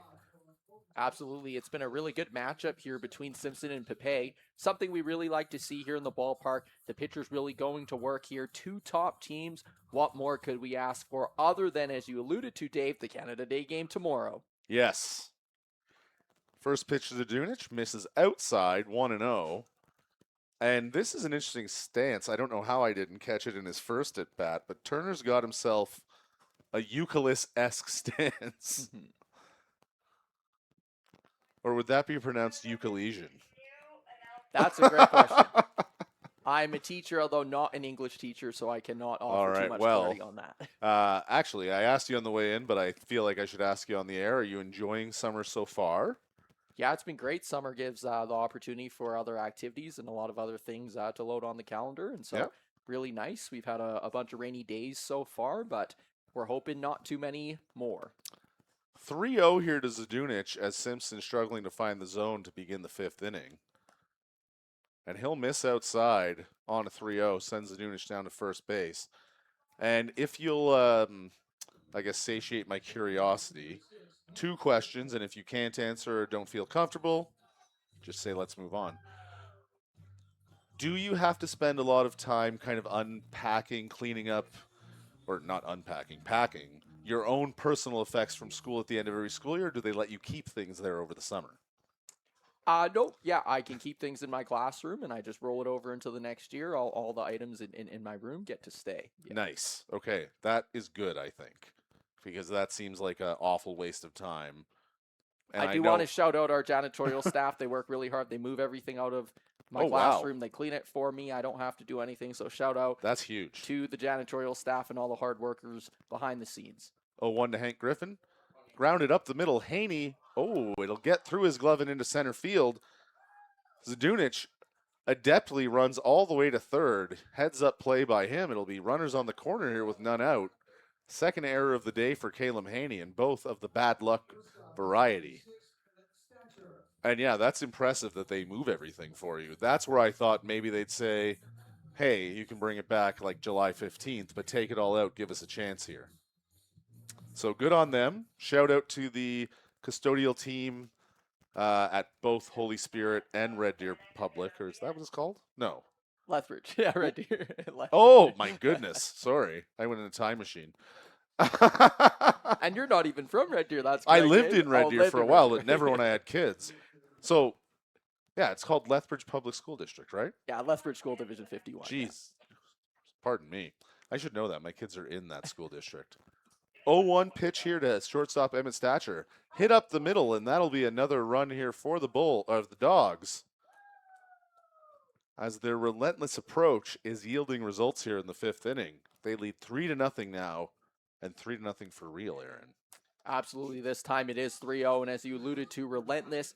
The Dogs do a really good job just packing, throwing everything at the pitchers. 300 runs for is not accidental, and so 3 here already for the Dogs.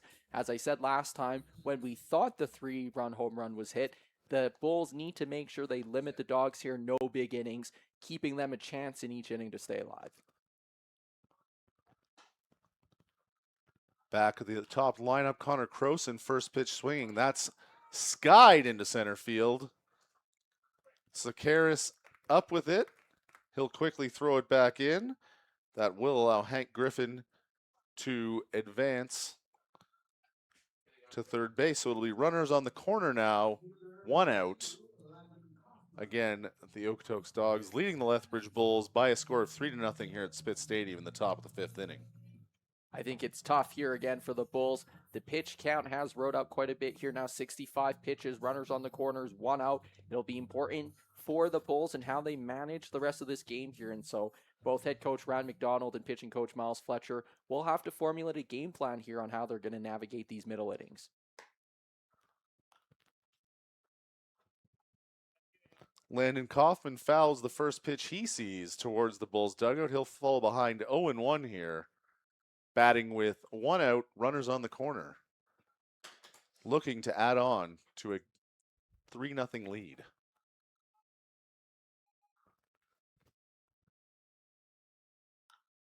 Breaking ball swung on, popped to short. Jack Wheatley circles under it and makes the catch. Runners will hold. Nice piece of communication there again between the Wheatley brothers. Luke kind of air traffic controlling him into that one. All he was missing was the sticks. What a dream it would be to play with your brother. I know, just shout out here. They don't know me, and I don't think they know you, but the Rock twins, really nice to see the Medicine Hat. 2 players get drafted by the Pittsburgh Penguins. As soon as the Rock twins got drafted, I did think of the Wheatley brothers, and so maybe a chance here for the Wheatley brothers to be drafted to an organization together like the Ruck twins. That would be pretty neat. I don't know the Ruck twins, but I'd be open to meeting them and interviewing them if they want to come on the show. That one will get away on the pickoff attempt. They throw down to first. Pardon me, to home, but Hank Griffin slides in before the throw, and a misplayed pickoff attempt will push the lead for the Dogs to 4-0 here. 2 outs in the top of the fifth inning.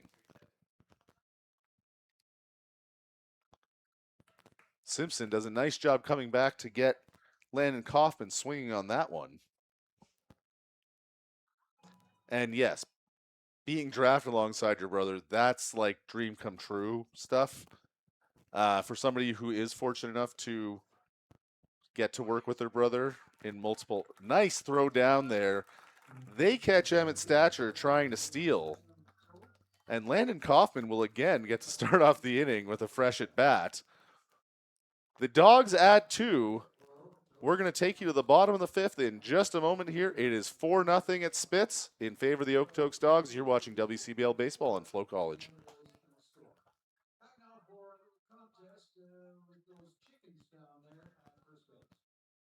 For more than 40 years, we've been there, helping Canadians find the extra space they need to grow and to create new memories.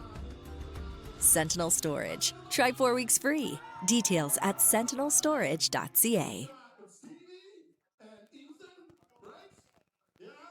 He told me earlier he's broke, so he's concerned about his money. He needs to win this tonight.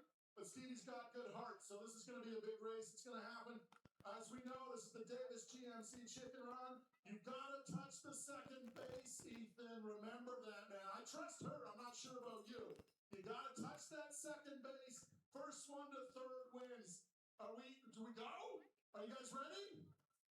I don't know. Okay. Do we see on the same line? Are you guys ready? Set, go!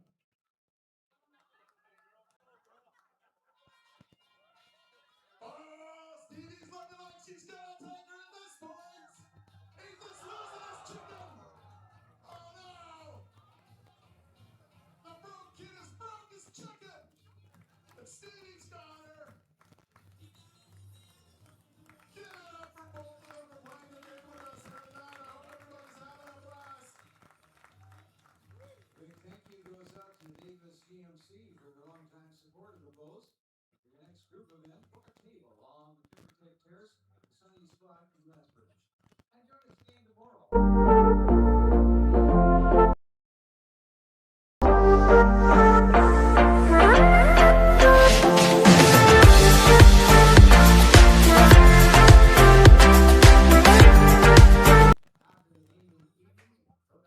All right, we're back here for the bottom of the 5th inning between the Dogs and the Bulls. Right now, again, a 4-0 scoreline here in favor of the Dogs.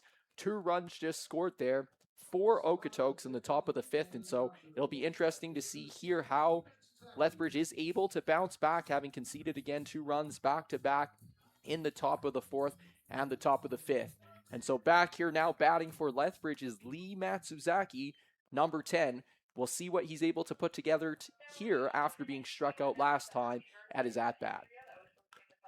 First pitch here for Matsuzaki will be a foul ball. And second pitch incoming here on the 0-1 count here for Lee Matsuzaki, again having struck out last time in his at-bat.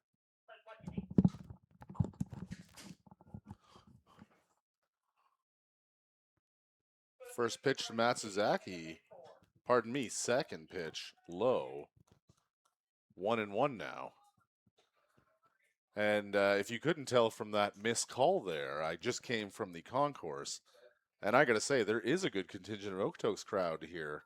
I heard as many go Brodies as I heard go Lees. And we know their whole family's there tonight.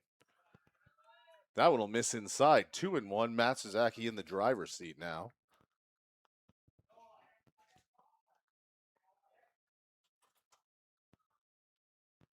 Swung on and lifted out to left center field. That one's going to drop past Kievman. Matsuzaki in with a stand-up double. And the Bulls have some action on the base paths to start off things here in the home half of the 5th inning. And perhaps the second half of this ball game will belong to the Lethbridge Bulls. And Dave, again, that's a huge start here. Lee Matsuzaki having struck out in his last at-bat, now coming together, putting on that hitting performance to get a double here early on to lead off for the Bulls. Really important here for Lethbridge now to build on the momentum. It's Joshua Milton coming up next. Again, we had alluded to he was your interview guest, and so hopefully some good luck on our behalf from the announcer's booth towards Milton here. Well, and Josh has been hot, if nothing else, in the last few games. Walk-off single 2 games ago. Had a huge double in the previous game. He's a great hitter all the time, and if we can bring him any more luck just by having him in to speak with us, I think that's amazing. First pitch misses low to Josh Milton, and he'll find himself ahead 1-0 here. Pape looks back to second. High fastball, swung on and missed. I think a little bit of expansion of the zone here for Josh. Yeah, nice to see again him go after that pitch. Really promising here after Matsuzaki is able to make contact for Milton to get more of a green light here to be able to hit at the pitches that he wants to. Well, and just seeing how that fly ball, which looked to be a bit of a looping pop-up, really carried, as that one's going to find the hole and get into right field. Matsuzaki giving the wave all the way, and the Bulls have their first run of the ball game here. 4-1 now in favor of the Okotoks Dawgs. The crowd getting into it, cheering these Bulls on. And with none out here, the Bulls find themselves in a great position to punch back here against the Okotoks Dawgs. 4-1, runner on first, Jack Wheatley stepping to the plate. Huge opportunity here again for Jack Wheatley. We've talked about the Wheatley brothers a lot. A really nice opportunity for Jack Wheatley to cement himself. I've commented before on how impressive he is as a hitter in the bottom of the lineup. Not for nothing, he's also a really nice guy. It counts in professional sports. Really important, again, the character. I know you had spoken about the character of Carter Clare out off air. We had talked about that. Really important. Athletes that get next level opportunities, their character matters as much as their abilities. Absolutely. Yep, character will take you a long way in any walk of life. And if you're a great athlete, that's just going to open so many doors for you. 2-0 here early to Jack Wheatley as the Bulls look to add on. Runner on first. Third pitch from Brody Pape, framed up very nicely by Jacob Wrobleski and called a strike. 2-1.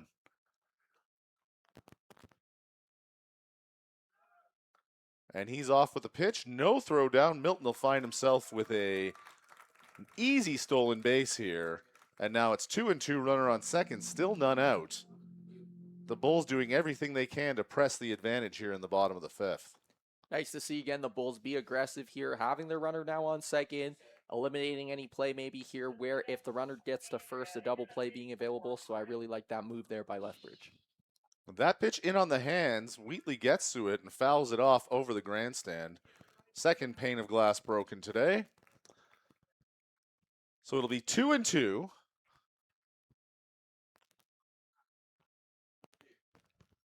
Look back to second, and the pitch. And that one hit sharply. It'll get past third baseman Croson into left. They're going to hold Milton at second.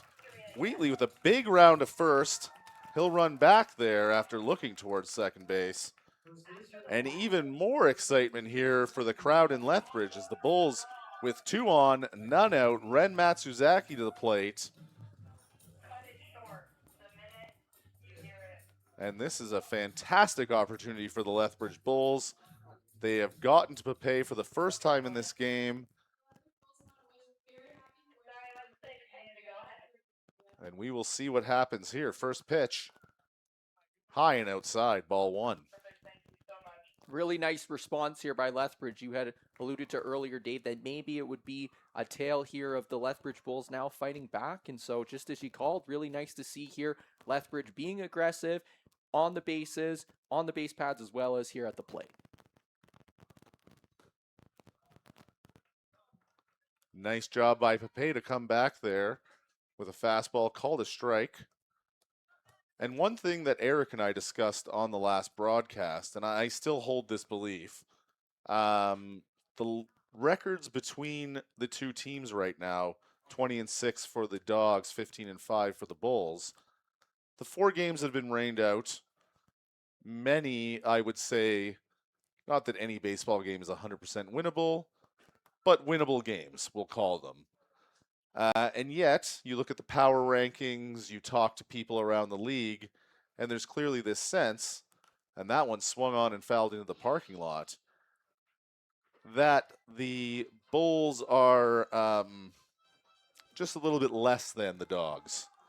That the Dawgs are expected to be in first place, and the Bulls are having a nice year, but second place is kind of where they belong, where they should be. 1-2, swung on, looped over the third baseman's head into left field.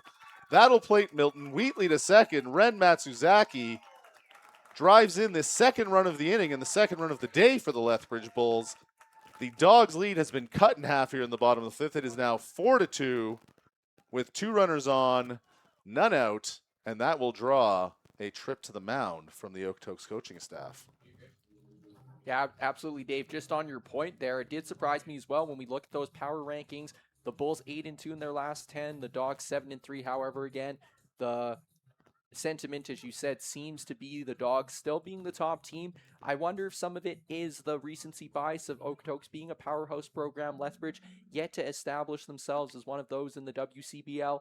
However, I really like in your interview, you always ask at the end whether this is the championship year, and so potentially here for Lethbridge, this is the tides turning, them showing they're one of the top programs here in the Western Canadian Baseball League.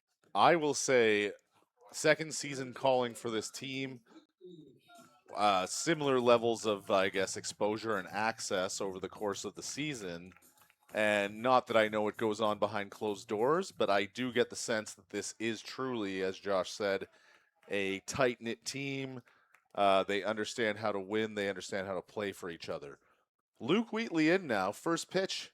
He'll look to lay down a bunt. Gets a little, I guess he didn't get a piece of it, but he misses.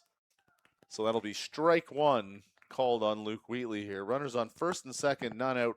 Excellent opportunity for a bunt here to get those runners in scoring position and still have 2 outs to play with. We'll see if they give it another try.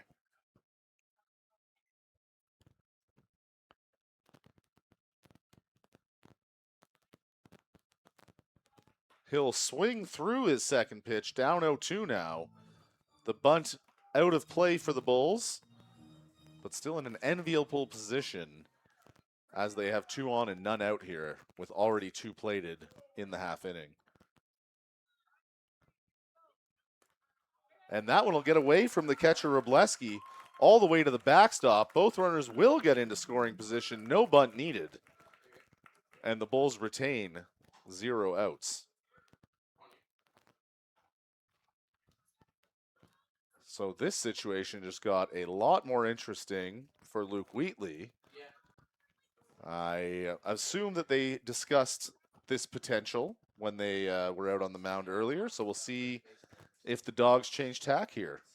1-2 for Pepe, none out, runners on second and third. Ooh, and a breaking ball, curveball, nearly gets away from Pepe.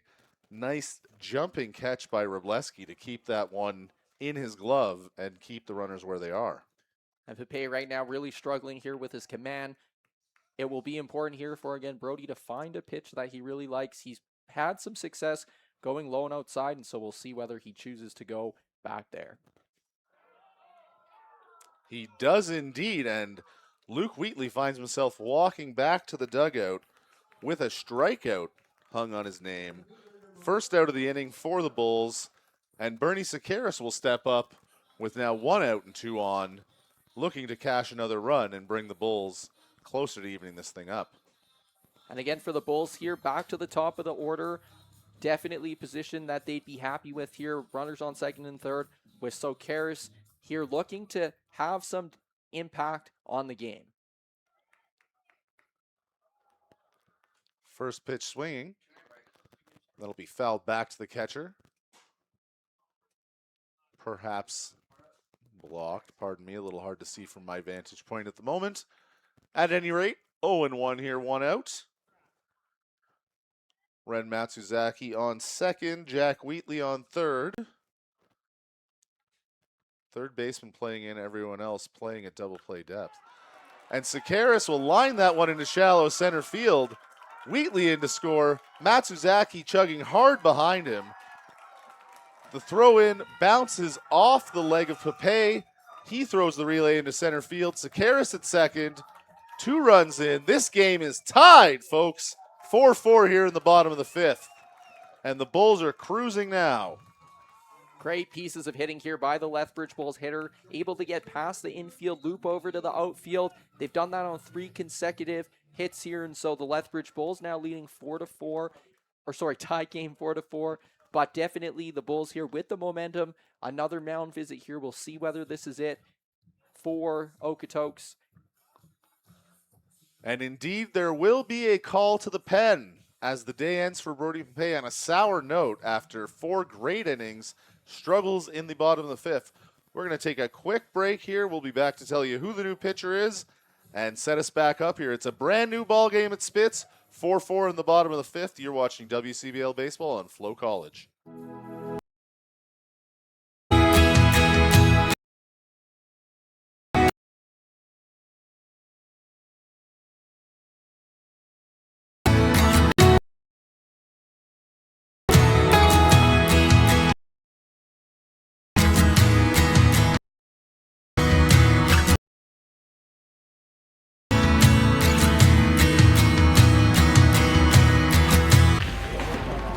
Yo, does the get it going? Yes. Can I join you guys? All right, let's go.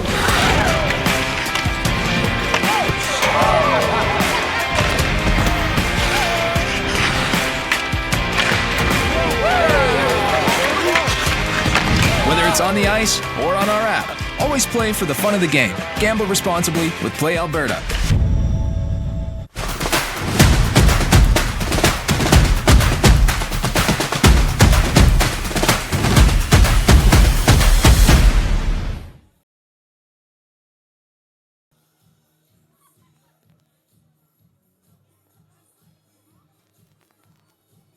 It'll be Noah Jackson coming in to mop up here for the Okotoks Dawgs. I love a pitcher that wears a turtleneck, so that bodes well for him. And he inherits himself a bit of a tough situation, but you know what? Looks like he's been doing that all season long. 12 2/3 innings pitched, a 2.84 ERA. 58 batters faced. He's walked 4, and he has struck out 20. A very impressive stat line, and just watching him here in the warm-ups, really fluid in his approach. The leg kick at the end to generate the extra torque and power. Very nice biomechanics and mechanics here. Yeah. Just to, as Caleb Haney steps to the plate here with a runner on second base, the ball game tied, 1 out in the bottom of the 5th. That particular look that Mr. Jackson has gives me mid-90s pitcher, and I love it. First pitch, and that'll miss low for a ball. Yeah, like we should Google up Terry Mulholland while we're in the next break. He'll look exactly like that, same hair flow and everything. 1-0 pitch. Swung on, hit out to second. They'll retire Haney at first base. Nice play by Griffin to Zdunich. Bernie advancing to third. And Caleb Eager says, let's take one more kick at the can here, see if we can take the lead. As he'll step up to the plate with 2 outs, runner on third. Again, the game now tied 4-4 here in the 5th inning. Again, a good spot here for Haney. Normally, as we've said, Carter Clara would step up here for the Bulls, a 500 hitter, but a really good chance here for Caleb Eager to show his mettle here in the 3-hole now. Eager with a single in the first, grounded into a double play his last time at bat. Let's hope he gives us some of that first inning work. As he lines that out to left field, that's fair, getting all the way into the corner. Sakaris trotting into home. Eager trotting into second. And the Bulls now lead 5-4 here in the bottom of the 5th. The fans at Spitz really getting into things. And what a great result this half inning for these Lethbridge Bulls. Really impressive again here by the Bulls. That heat map again, just going over that infield on the third base line towards left field has been really working here for Lethbridge. And so we'll see the strategy they choose to employ, whether there's any defensive shifts or changes here for the Dawgs in the next few innings. A big change in momentum here, and definitely it will be an interesting finish here to this ball game. The catcher, Cardell Dick, to the plate now. Runner on second, 2 outs. Cardell, a strikeout victim his last time up to plate, 0 for 2 on the day.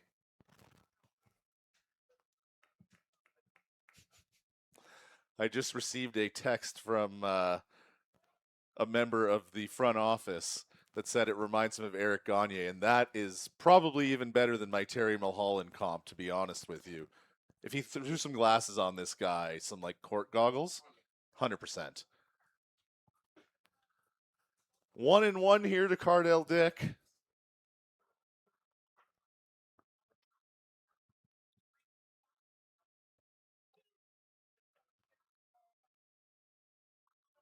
And that one will bounce away from Wroblewski.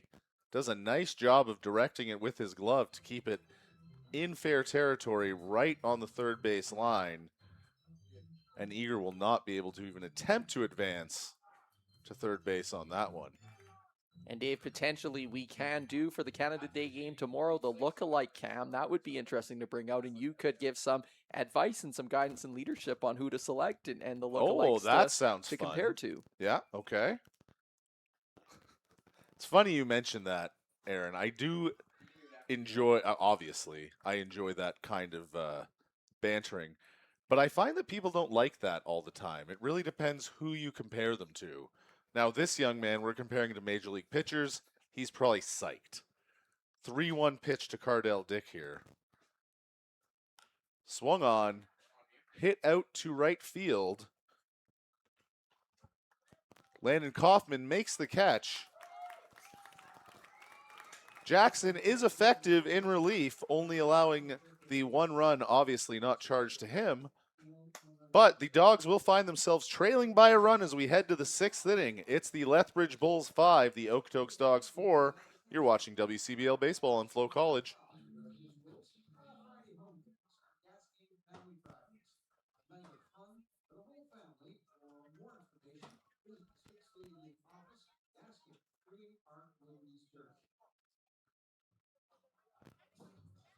T-Bone loves to stay strong during the baseball season. The Bridge Sports Therapy provides many forms of strength training to make sure he's in his best shape all season long. But even T-Bone suffers from overuse injuries every once in a while. The Bridge Sports Therapy and Training provided the services that kickstart a fast recovery and help him make. Hey baseball fans, make sure to stay up to date with your favorite teams across the league by subscribing to the WCBL YouTube channel right now. We have tons of free coverage for you over there, including daily highlights, full archived game broadcasts, daily game day previews, plus the WCBL report with myself and Joe McFarland every Wednesday. It's all in one spot, the WCBL YouTube channel. Subscribe today.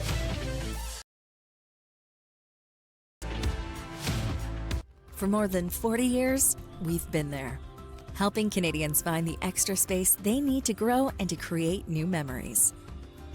Sentinel Storage. Try 4 weeks free. Details at sentinelstorage.ca.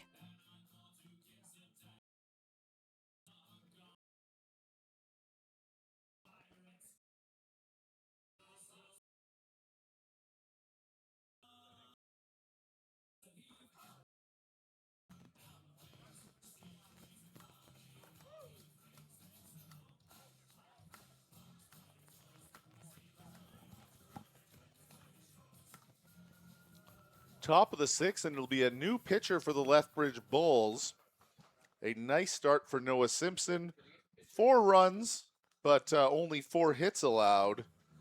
And other than a couple of pockets with some difficulty, I think he did a great job for the Bulls tonight, and he comes out of this game in position to get the win.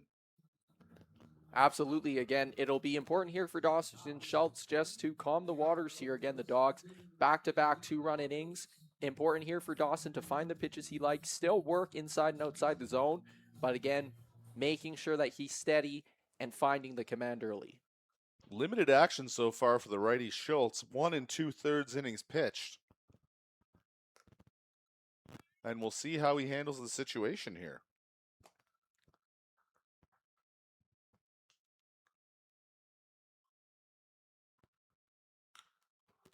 Second pitch, hit out to second. Nice job by Haney.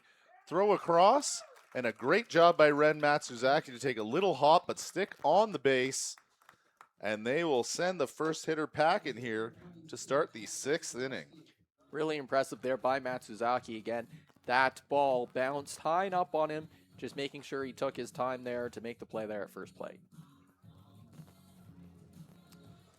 Jacob Wroblewski, the catcher to the plate, and pardon me, that was Cal Gates that led off the inning for the Okotoks Dawgs. Such quick work by Schultz. I barely had time to even, I didn't have time to mention him. Schultz with a fastball swung on and missed for strike one. And this is the first time I've had the pleasure of watching Dawson here in person. And I must say I really appreciate his over-the-top arm motion. It's been very obviously publicized with the Blue Jays. As he changes speeds there, comes out with a breaking ball. Wroblewski clearly flummoxed by that one, as the exact same arm angle produces a very different pitch. But Trey Savage, who we were just talking about, threw a gem yesterday for the Blue Jays. That over-the-top arm angle is hard to handle. Comes back with a changeup, gets him swinging. Nice job by Dawson Schultz there. 2 quick outs in the top of the 6th inning. Yeah, Dave, on that point, again, things have really been progressing fluidly in the MLB with the arm angles and arm actions. We have lots of pitchers with high arm actions, low arm actions. Tyler Rogers, Trey Savage, that juxtaposition last year for the Blue Jays in their World Series run was something really difficult to deal with. And so it's interesting to see how these pitchers aspiring to be major leaguers adapt to these changes. Indeed, and it's really feels almost like a case of no stone unturned. We have all this data now. So what can every player do to maximize their effectiveness? There's a little trick for everyone. As that one grounded down to first, Matsuzaki up with it. He'll take it to the bag. Jordan Kievman retired on a ground ball, 3 unassisted, and we'll head to the bottom of the 6th with the score remaining. Bulls 5, Dawgs 4. You're watching WCBL Baseball on FloCollege.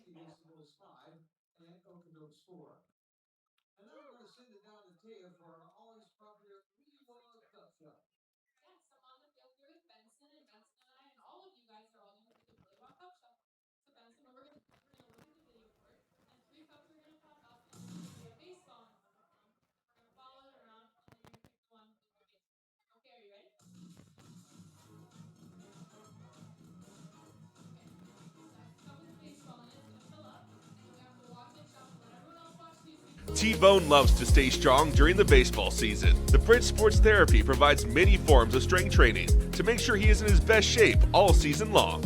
But even T-Bone suffers from overuse injuries every once in a while. The Bridge Sports Therapy and Training can provide him with services that kickstart a fast recovery and help him maintain his strength so he never has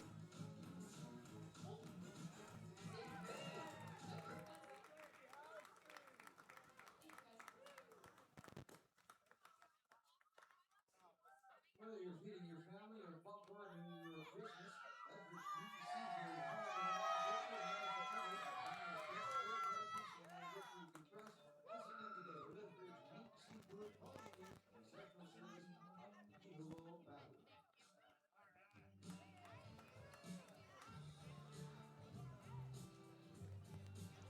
Nolan Jackson back on the bump for the Okotoks Dawgs. He finds himself in the exact same position he left in, trailing 5-4.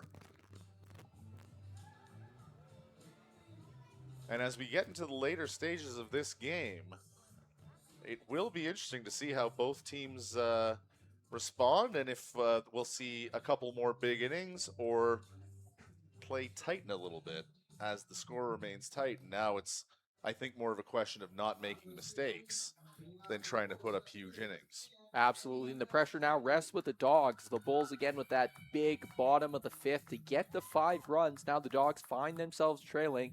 There will be more pressure here to be clean defensively for the pitchers to get ahead early in their counts, and so we'll see how Okotoks handles this adversity. It'll be Lee Matsuzaki, Josh Milton, Jack Wheatley. And Lee, first pitch swinging, hits one sharply to the backstop. Swinging with a lot of confidence after that double in the previous inning. 9 hitters sent to the plate for the Bulls in their last half inning.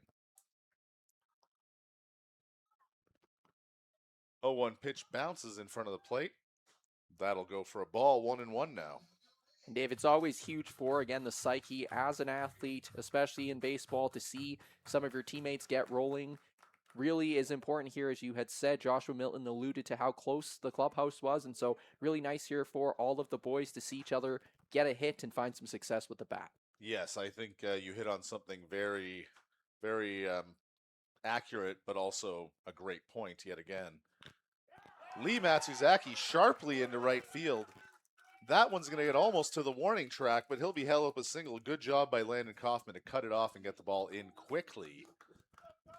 But yes, it does appear to be contagious. It does appear that one guy is seeing the previous guy's success and wanting to emulate. And yeah, like I've said a lot of times, they're moving the line as opposed to everyone trying to hit a home run for themselves. Yeah, absolutely. And that I know was a huge part for the Blue Jays in their World Series run last year. Obviously, the Blue Jays haven't been able to find their form yet, but really nice to see again the Bulls emulate that we saw last year. First pitch to Milton, swung on, hit out to third, knocked down by Croson. And they will get the throw across the diamond in time. Matsuzaki advancing to second. So a fairly productive out there by Josh Milton. A hard hit ball that almost landed him another base hit. And a really impressive play there by the third baseman to still make that play despite the bobble. And so, again, a strong play there by the Dawgs to make sure Milton did not get on base as Jack Wheatley comes up next. Yeah, and in a game where the Bulls seem to be playing with a little bit more of the momentum right now, that's where having a player like Connor Croson at third base, one of the best players in WCBL, that might have a little hiccup but isn't going to let that blow up the entire play. That's what makes the Dawgs a winning team, in my opinion. First pitch to Wheatley is in for a strike. 0-1 to the shortstop, Jack Wheatley here.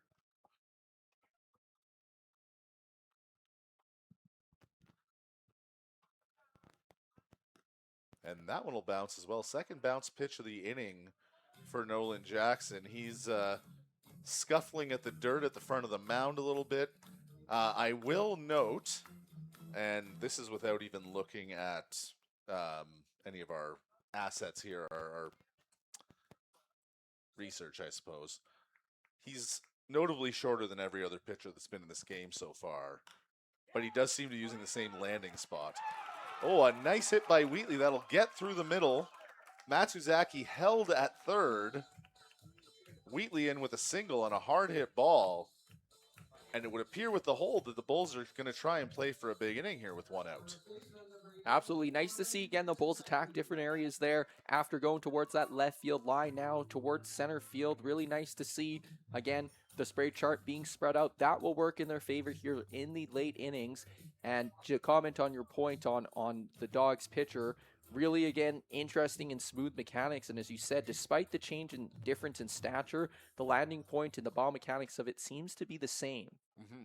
Well, that's how you generate that kind of velocity. You have to have a really long stride, and he's doing excellently with that. And to your point when he was warming up, consistent delivery. So Matsuzaki hits one hard towards first base, and that will bring in his brother Lee from third base, advance Wheatley to second, and it'll bring his brother Luke Wheatley to the plate. The Bulls now lead 6-4. The power of brotherhood clearly alive here for the Lethbridge Bulls in the bottom of the sixth. And really interesting, too, we were talking about the clubhouse in your interview with Joshua Milton, whether the dynamic of having two pairs of brothers really helps that, the camaraderie and just knowing that there are two sets of people that care closely about each other on in your clubhouse and on your team, whether that is contagious as well. Well, I didn't really get the chance to fully express myself on this as the first pitch to Luke Wheatley taken for a strike. 0-1 here, 2 outs, runner on second base. But again, I work with my brother both within our business, Brown Social House, and here at the Bulls. And there's definitely fouled off into the catcher's chest. They're going to take a second here to let everyone reset, although Wroblewski seems to have taken that one quite well. There's definitely something different about the way brothers interact with each other, and people do, brothers and sisters, frankly. I've worked with sisters as well quite a bit before. People gravitate towards that energy. People like it. They kind of want to be part of it, I sense. And this team actually doesn't just have these two sets of brothers. There are 5 sets of brothers on this team. So, yes, I would say, long answer, there's something to it. 0-2 is swung on. And that'll get away from Wroblewski. Wheatley making his way down to first, but Wroblewski, about halfway down the first base line, will fire a strike to Turner Zadunic at first base. That'll end the inning for the Bulls. They tack on one here, lead 6-4 as we head to the 7th inning at Spitz Stadium. You're watching WCBL Baseball on FloCollege.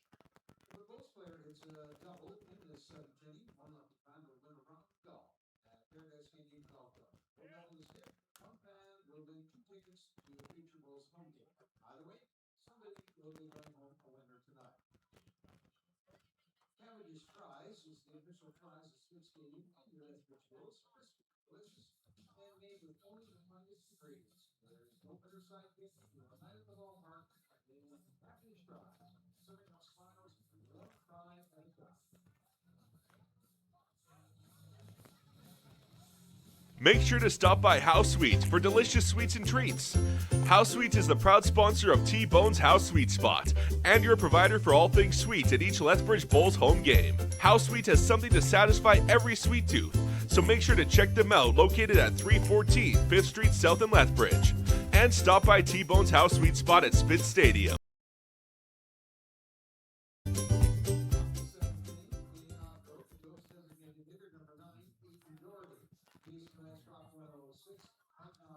Aiden Doherty to the plate, tonight's beer batter. And with a 6-4 score in the 7th inning, you would think that we've had an action-packed, long-lasting ball game and lots of plate appearances. This is only Aiden's third plate appearance of the game. And I'm loath to say it for risk of a jinx, but we are only an hour and 38 minutes into this ball game in the top of the 7th inning. Yeah, it's been a really clean game as we talked about, besides a couple of those errors, but early on it was really clean for both teams, just getting through the batters, great plays defensively, strong pitching. However, since then, things have really opened up here with 10 runs scored in the last 3 innings. Dawson Schultz behind 2-1 to the DH Aiden Doherty here. Looking to notch his second strikeout of the game and give these fans one last beer at a reasonable price here to end the game. Breaking ball lifted out to right field. Milton tracks it, catches it. No cheap beer, but a nice play, a nice round of applause, and a first out here in the top of the 7th inning. And Dave, I will be very invested, as I always am, tomorrow especially, in the nightcap, the 7:30 p.m. game against the Fort McMurray Giants, whether the beer batter will cash. And so please, if you're a fan of baseball or anything else, tune in to see whether the beer batter cashes in our 7:30 p.m. game tomorrow. Great promo, Aaron. First off. Second off, to do a callback to an earlier question, if the beer batter strikes out, you'll definitely know I'm in the stadium.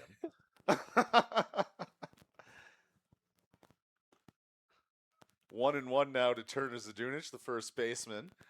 And finally, if you are thinking of coming down, you should come down for both games tomorrow. It's incredible. Great experience. Zadunic, line drive. Wheatley has a shot of it. It just gets past his outstretched glove into center field. Sakaris up with it and quick back in, but a well-hit single for Turner Zadunic there. It's the game you got to come to. It's the day you got to be here. You get to go out on the field and watch the fireworks from there after the game. Honestly, if you're from Lethbridge, if you've ever come down to the Henderson Lake area on Canada Day, that alone is worth the price of admission. Yes, please plan to come down to the ballpark tomorrow.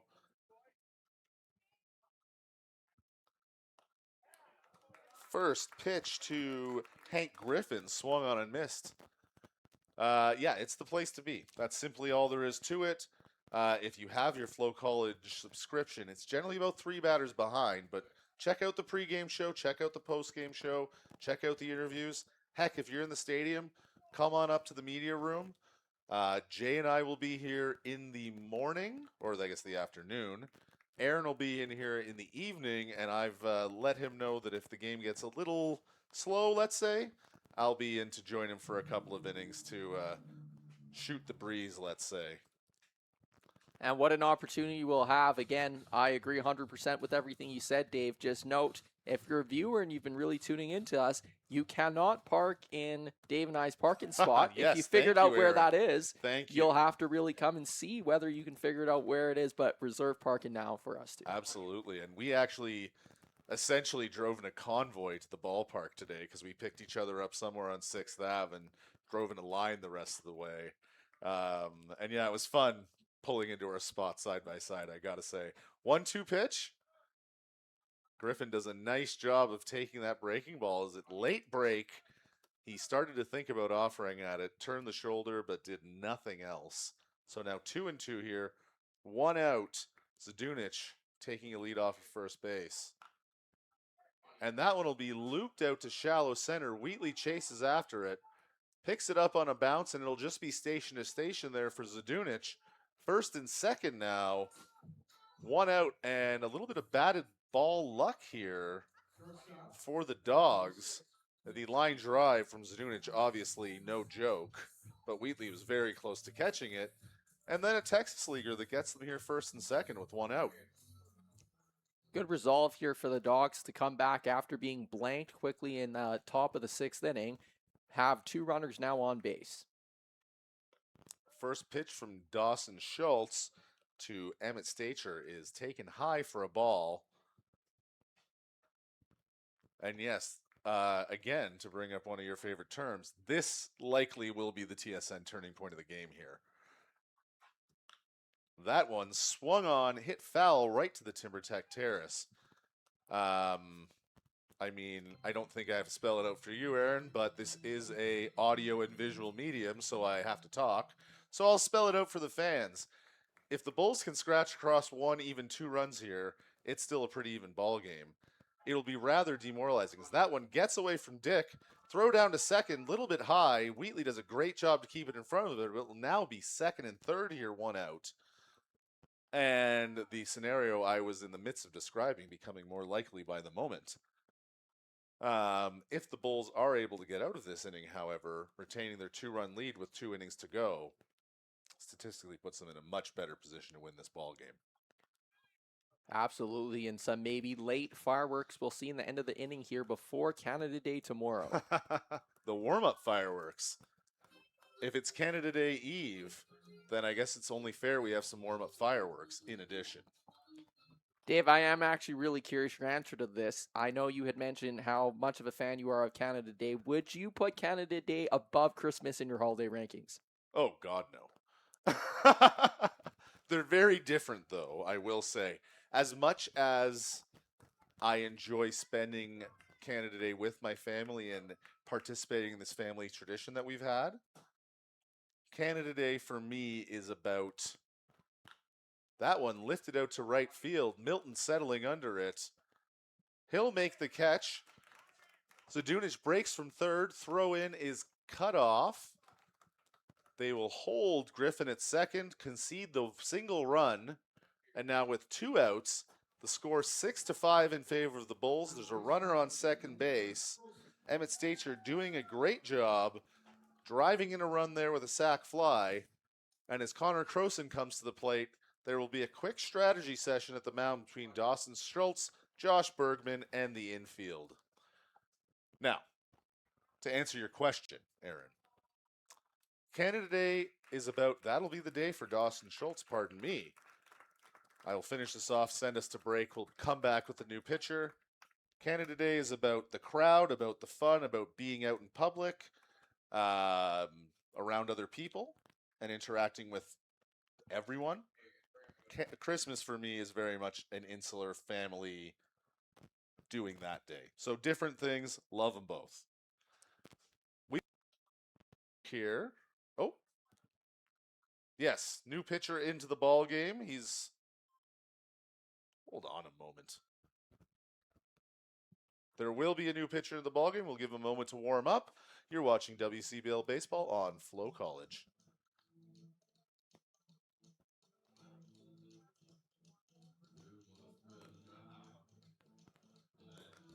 Routine change for the Bulls now in the game. Pitching number 54, Ray Beasley.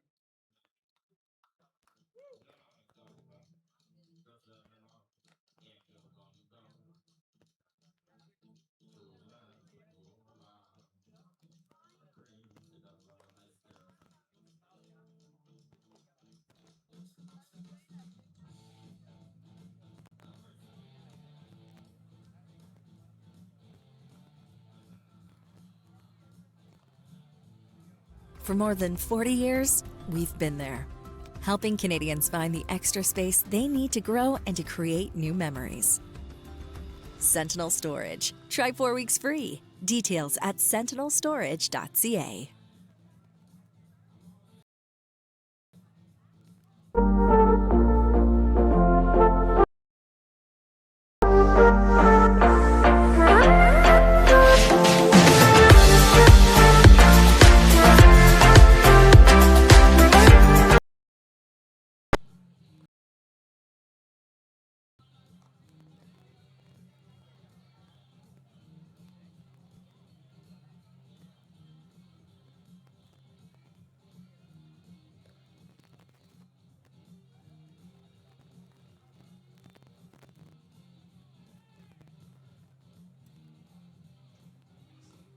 If you're hearing ZZ Top on the field, Mike, that must mean that we've got Graham Thiessen on the mound. Thiessen into the game, looking to close out the 7th inning here for the Lethbridge Bulls, hold the Dawgs to the 1 run they've scratched across so far. The score 6-5 for the Bulls here in the top of the 7th. 2 outs and a runner on second base. And what a game we got here, 6-5, as you mentioned, with the 2 outs, a critical point here. Maybe, again, that TSN turning point here, depending on what happens for either squad. The go-ahead run at the plate for the Dawgs in the form of Connor Croson. As earlier mentioned in the broadcast, Croson, one of the best players in WCBL, the guy you certainly want up to the plate. And he lines one out to left field. That's going to drop in front of Matsuzaki. They will hold Griffin at third. A single for Connor Croson. Runners on the corner now. And that a good example of just how dangerous Connor Croson and the Dawgs can be, but also the importance of the solid defensive play that the Bulls continue to exhibit. Yeah, absolutely. Again, really interesting to see how the Bulls are going to manage the rest of this inning here with the runners on the corners. Important here for the Bulls to hold the lead against a team like the Dawgs that can get hot with the bats at any time. Playing ahead will be really important here for Lethbridge moving forward. The right fielder Landon Coffin steps in. Croson off with the first pitch, looking down to the catcher, almost daring Cardale Dick to throw down. But that was going to be a stolen base on defensive indifference the whole way. You're not risking allowing the tying run this close to the end of the ball game, no matter how good your arm is. Pitch from Thiessen misses a little bit low. Nice job by Dick to frame it up. 1-1 though to Landon Kaufman here. Runners on second and third, 2 outs in the top of the 7th. The score 6-5 for the Lethbridge Bulls over the Okotoks Dawgs. And a nice cut at that one by Kaufman, fouled back to the screen. 1-2 now. And so with Kaufman 0-2 thus far in his at-bats, it'll be important for him here to find something he likes and just take a swing on it, down 1-2 in the count. Thiessen deals. A breaking ball, and that one fouled off. 2 similar eye levels, different speeds. What do you think Graham Thiessen and Cardale Dick have cooked up for this 1-2 pitch? I think it'd be important here to attack him outside and low, and we'll see how Thiessen is able to execute. That one grounded to short. Wheatley up with it across the diamond of Matsuzaki. And the Bulls allow one, but escape the top of the 7th with the lead intact. 6-5 Bulls at Spitz Stadium. It's stretch time here in Lethbridge. We'll be back on FloCollege.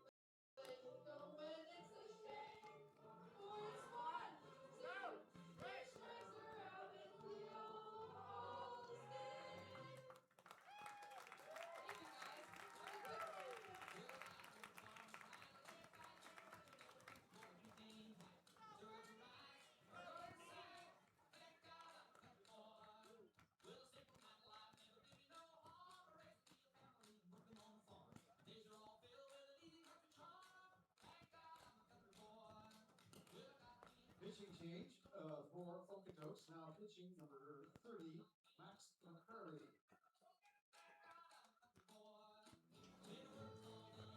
Bottom of the 7th inning, it'll be the top of the order for the Lethbridge Bulls. They lead 6-5, and they'll look to hold that lead and gain some ground on the Okotoks Dawgs here in the West Division standings. Matchup between the first and second place teams in the West Division, and it has delivered in almost every way. A 6-5 classic here at Spitz Stadium. Yeah, absolutely, Dave. We were talking about, again, how good of a game this has been, and really good for both of these teams' confidence coming out of all the rain delays to be able to come back, be in full form, and feel confident in yourselves in all aspects of the game, pitching, offensively, defensively. It's really been a treat here for the fans tonight. Indeed, it has. Max McCrary into the game for the Lethbridge, or Okotoks Dawgs, pardon me. He will face the top of the Bulls order here. And the first pitch to Bernie Sakaris lifted out to right field, carrying. And a nice job by Landon Kaufman to stick with it. Think it was closer than we even know, as he makes a little bit of a basket catch to record the first out here in the bottom of the 7th inning. Yeah, always hard to know with the outfielders whether the sun is impacting their vision here. It seemed like, again, with his footwork, he was tracking it back towards center field and ultimately was able to make the play getting under the ball. I dare say that golden hour sun I was waxing poetic about earlier may have been the culprit there, Aaron. Absolutely. Caleb Haney takes the first pitch for a strike.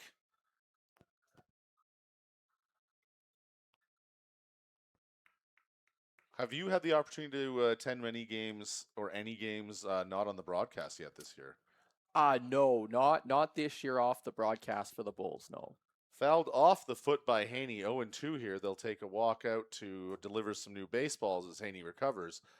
I asked because I was going to solicit some suggestions on what ballpark snack maybe I should have tomorrow.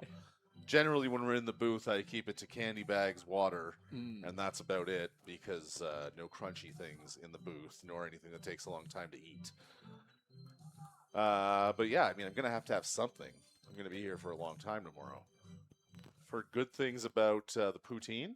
Oh, the good poutine. things about the hot dog, obviously. The French fries, everyone knows, best French fries in a stadium or arena in town for sure, although they're all pretty great due to the Cavendish connection, I believe it is. Dave, one of our fans here just below us had the nachos earlier, and I was keeping my eye on it. So okay, maybe the nachos, it looked good from my vantage point here above the booth. They'll get Caleb Haney swinging through that one. He goes down for the second out of the bottom of the 7th inning. Shares a little bit of intel with Caleb Eager on his way back to the dugout, and that will bring the designated hitter Caleb Eager here to the plate. And I doubt he's watching, but I know he'll be here tomorrow. I have a friend that I would love to share a set of stadium nachos with as like an appetizer to my hot dog. First pitch to Eager. Outside, framed up by Robleski. He's called a ball.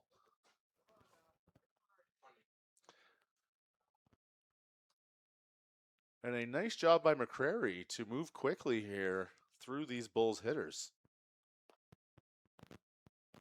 That'll miss low, 2-0.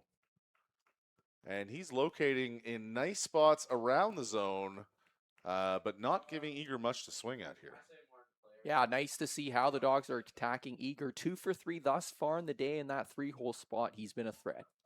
Big swing by Eager. Gets enough of it just to foul tip into the glove. Called strike. 2-1 now with 2 outs. And Eager continuing to be hot. 2 for 3 today. I believe this is back to the napkin. I'd have to go back and look at the stats, but third multi-hit game in a row for him. Good take. That one outside, so 3-1. And perhaps now McCrary becoming a little too fine, trying to avoid the hot bat of Caleb Eager.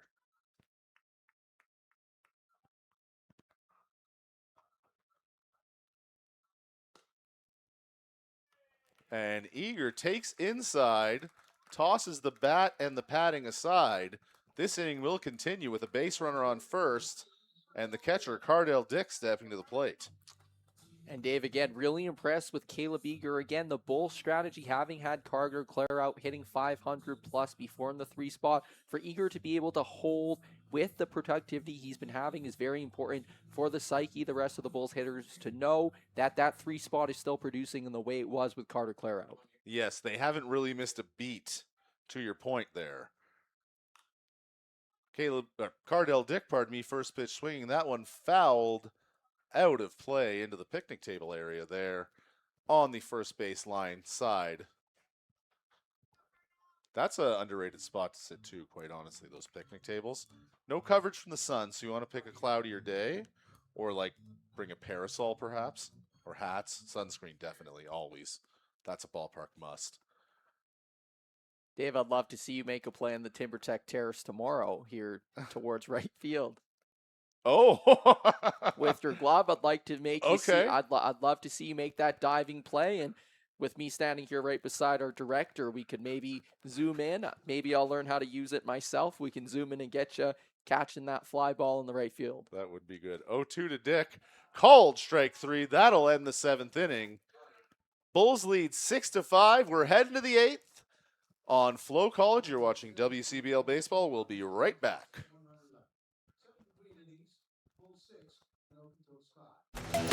The live teams and facilities are under pressure to provide online and in-venue entertainment. IKS Live has the right team to deliver.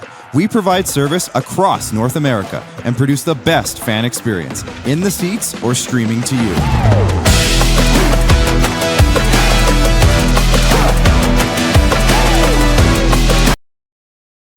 IKS.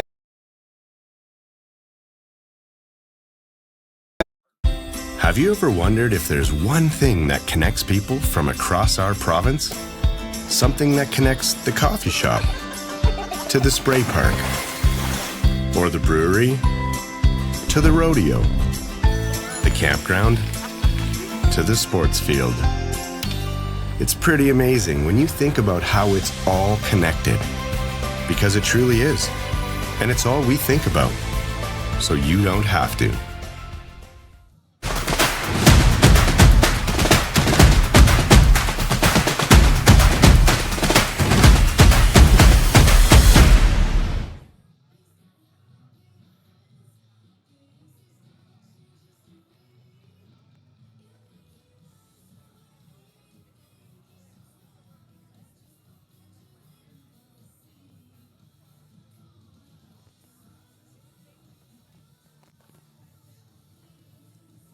Top of the 8th inning at Spitz Stadium. The Lethbridge Bulls leading the Okotoks Dawgs 6-5. Graham Thiessen back on the mound. He will face Cal Gates, Jacob Robleski, Jordan Kievman, the scheduled batters for the Okotoks Dawgs here in the 8th inning.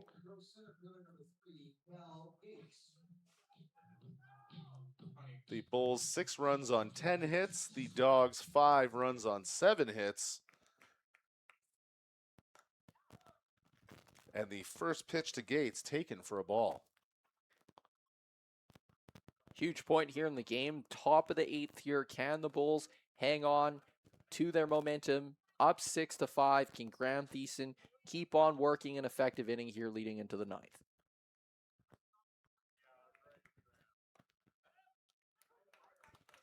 Two-0 pitch called a strike, so it'll be 2-1 now to Cal Gates.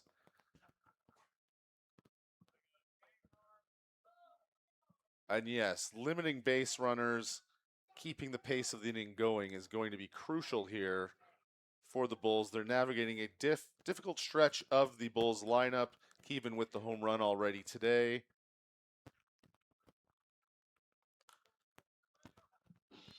That one fouled off. We continue to be just disrespectful as heck to Glass here at Spitz. 3-2 pitch. And that one will be swung on. Hit to left field. Matsuzaki tracking it. Slips in the grass, but makes the catch for the first out here. And a great defensive play by Lee Matsuzaki to record the first out. A little bit of a tough luck situation for Cal Gates, as he was almost the beneficiary of some of this Alberta rain. Absolutely, really nice job there with Matsuzaki tracking it towards the left, still keeping his body in an upright posture as he moved his glove down to make the catch. Physics tells if he would have dropped that glove, that ball would have dropped with him, and so really nice core strength there by Matsuzaki, despite slipping, keeping his body in a position to make the catch. And a nice science lesson from Aaron Lai for us here in the booth. Thank you, sir. Jacob Wroblewski to the plate now. He has swung through strike one already, 0-1 with one out in the top of the 8th inning.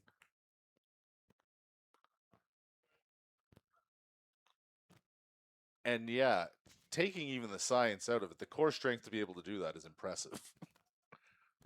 1-1. I could not keep my body upright enough to catch a ball while falling, I don't think. And that one misses low. The fans starting to let the umpire have it. We love to see it here in the booth. When you get to these latter stages of the game, you want the crowd engaged enough to let the umpire know what they're thinking. And we've got all that ballpark atmosphere and more down here at Spitz tonight. 3-1 now to Jacob Wroblewski. Strikeout victim in his last at bat. Prior to that, he was a 4-6-3 double play victim and was called out on the base paths when he was passed on a home run. He'll take a walk down to first. He'll probably get a little tap on the shoulder from the first base coach telling him to pay attention out there. And it'll be 1 on, 1 out for Jordan Kiefman here. So the Dawgs here in a good spot with that runner on here. The go-ahead run now at the plate. A home run would put Okotoks back up here, and so the Bulls will have to be careful how they manage it, limit any errors here defensively. First pitch to Kiefman misses outside for a ball, and I do expect with the double play in order, regardless of if another free pass is issued here, they're going to pitch Kiefman very carefully. Another fastball outside, and I suspect that my theory is being proven right in real time here. Absolutely. Wroblewski with a small lead off of first base. And they'll back pick down to first. Good throw by Dick. Good job by Matsuzaki to apply the tag. Ultimately, Wroblewski not far enough away from first base to make that a significant risk for the Dawgs. 3-0 pitch now. And that one will miss. Never mind, called a strike. Well, it's a 3-0 pitch, Aaron. I will let you fans watching imagine what his face looked like right there. And that one swung on and fouled. And 3-2 now. And this is one of those situations where I get the face you made, Aaron. Terrible situation here for the hitter Kiefman to find himself 3-2 on a very questionable 3-0 call. Thiessen coming back a little bit more aggressively, filling the zone of fastballs. That one fouled back to the screen. Count remains 3-2 here with the runner on first. 6-5 in the top of the 8th inning here at Spitz Stadium. Bulls lead the Dawgs. And another one fouled off by Kiefman. Quite the battle developing here. And in a sense, that called strike becoming more insignificant with the foul balls. But in another sense, I think that should this at bat not go Kiefman's way, he'd be rightfully grievous. Absolutely. A really important call that could change the momentum of the game here, depending on how this at-bat goes, as you mentioned. 3-2. Check swing. They'll look down to second base. Cody Nelson says no swing. Not often that we see that particular member of the umpiring staff being the voice of reason. But there he is. He makes what I would consider to be the correct call for the context. First and second now, 1 out. Aiden Doherty to the plate. He is the beer batter. The situation in the game so intense that they're not even announcing it in the stadium. Could that be AGLC laws? It could be. Should I know? Probably. First pitch from Thiessen, a strike to Aiden Doherty. A big moment here again. 2 runners on for the Okotoks Dawgs. The Bulls finding themselves in a precarious position here with 1 out. That they are. That one flown out to center field. Sakaris settles under it, makes the catch. Quick throw in. That'll get away from Wheatley. Haney with a good job covering. Gets the ball in his hand. Walks it most of the way back to Thiessen. First and third now. Wróblewski advancing to third on the sacrifice fly. 2 outs. Turner Zdunic to the plate. Singled and scored his last time up. And this would be a great opportunity for him to do more of the same. A hard hit line drive over the outstretched glove of Wheatley in his last at bat. And so Dave Thiessen, with 2 walks thus far, 0 strikeouts, this would be a pivotal moment and a really good time for him to record his first strikeout of the game. That it would. He's missed high with the first 2 pitches here to Zdunic to start the at-bat. Finds himself behind 2-0, 2 outs, 2 on. Too many things to consider in this baseball game when you really get down to it. And that one popped foul, and it will get out of play. I thought for a moment there the Bulls may have really lucked out into their third out on that one. The wind's swirling now, alternating between pushing towards right field and straight out to center field. I would say gaining intensity as well. Would you agree? Yeah, absolutely. Tough. Bounced pitch. Dick does a good job to pounce on it. Runners stay where they are. 3-1 now. 2 outs. Turner Zdunic at the plate. And yes, to that point, what I was getting at there is fly balls, I think, are going to get more and more dangerous as we proceed into the latter part of this game. Fouled back to the screen. 3-2 now, 2 outs. Kievman will get a head start at first base with the force on. Wróblewski will stay put.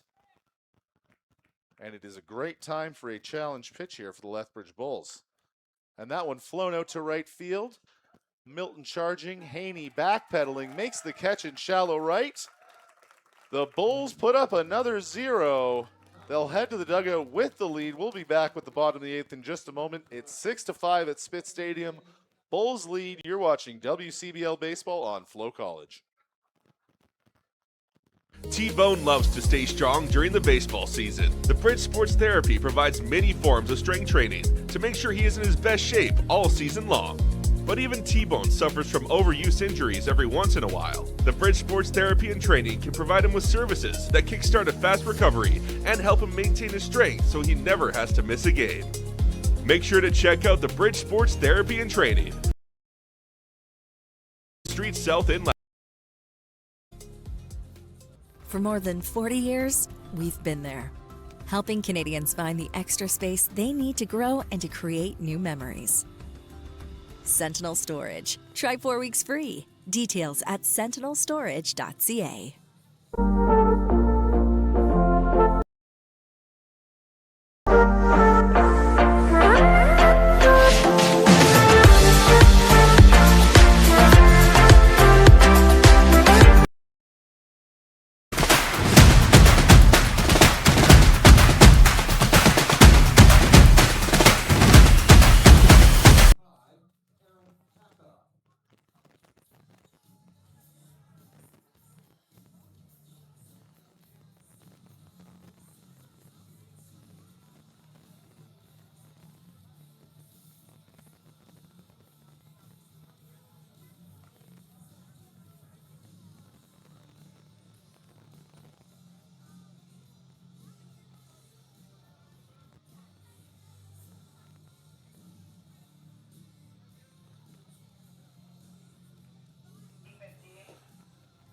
Bottom of the 8th, Aaron Taka into the game for the Okotoks Dawgs.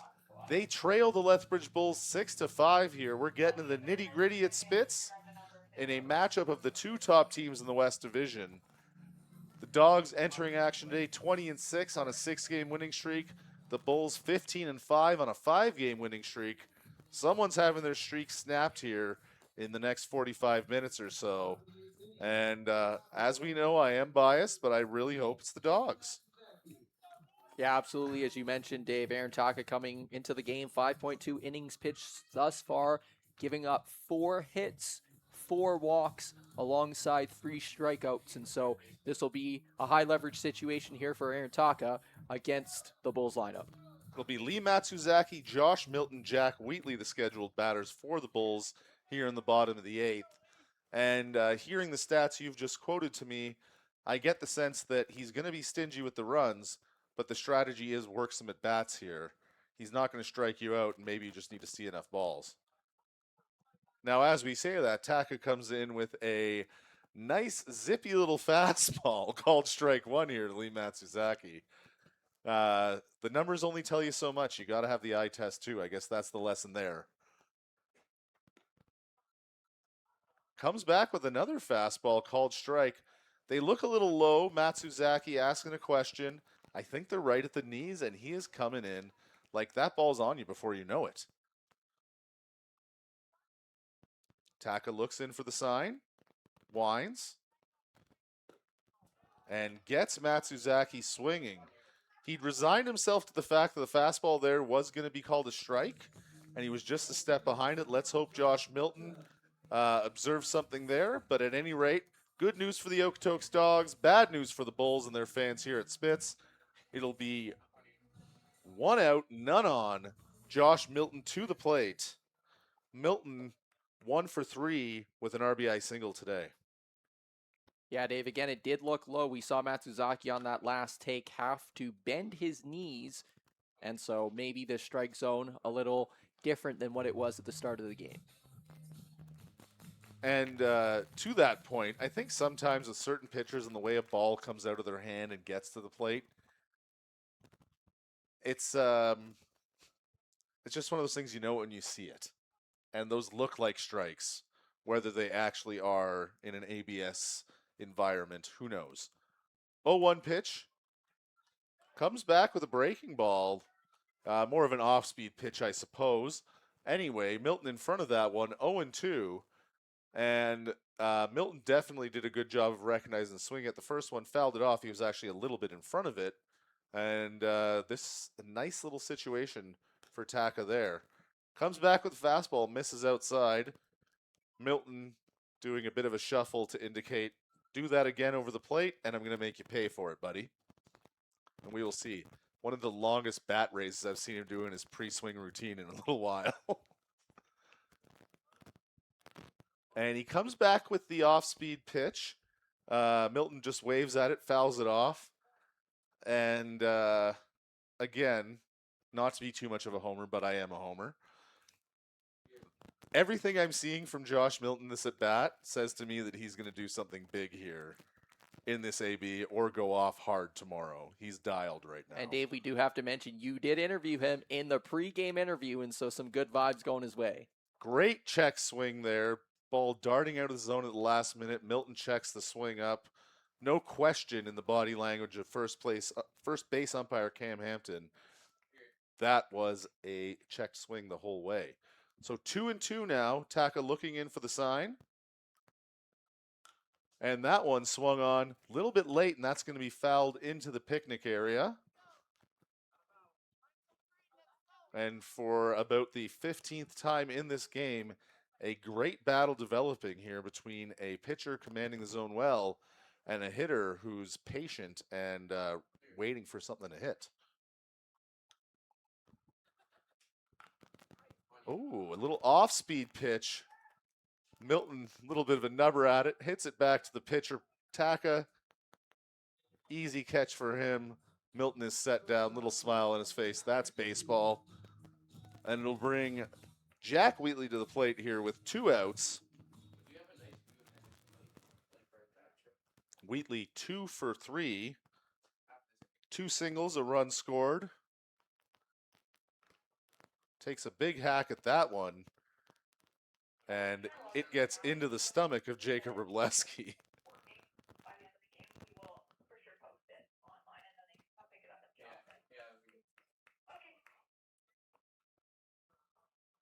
So 0-1 2 outs. Taka doing a great job pitching with pace, varying speeds and locations. And he's rewarded with 2 hitters and 2 outs so far. Wroblewski frames that up, but not enough to have it called a strike now. 1-1.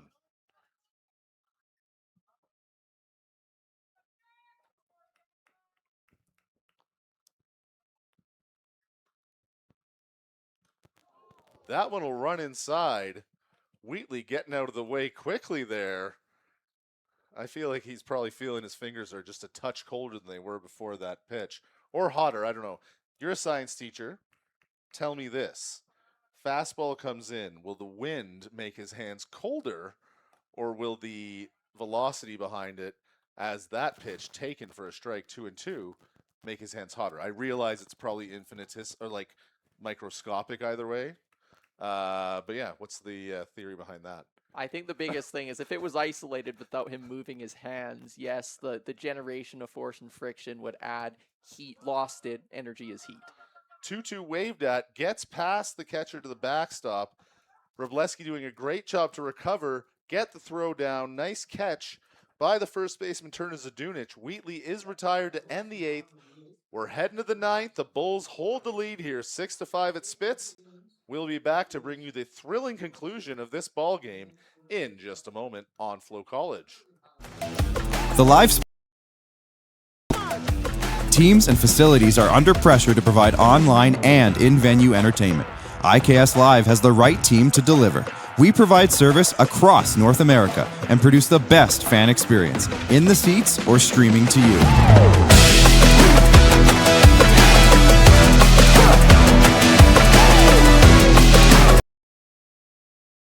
Live continues. Best seat in the house. Have you ever wondered if there's one thing that connects people from across our province? Something that connects the coffee shop to the spray park, or the brewery to the rodeo, the campground to the sports field. It's pretty amazing when you think about how it's all connected, because it truly is, and it's all we think about. So you don't have to.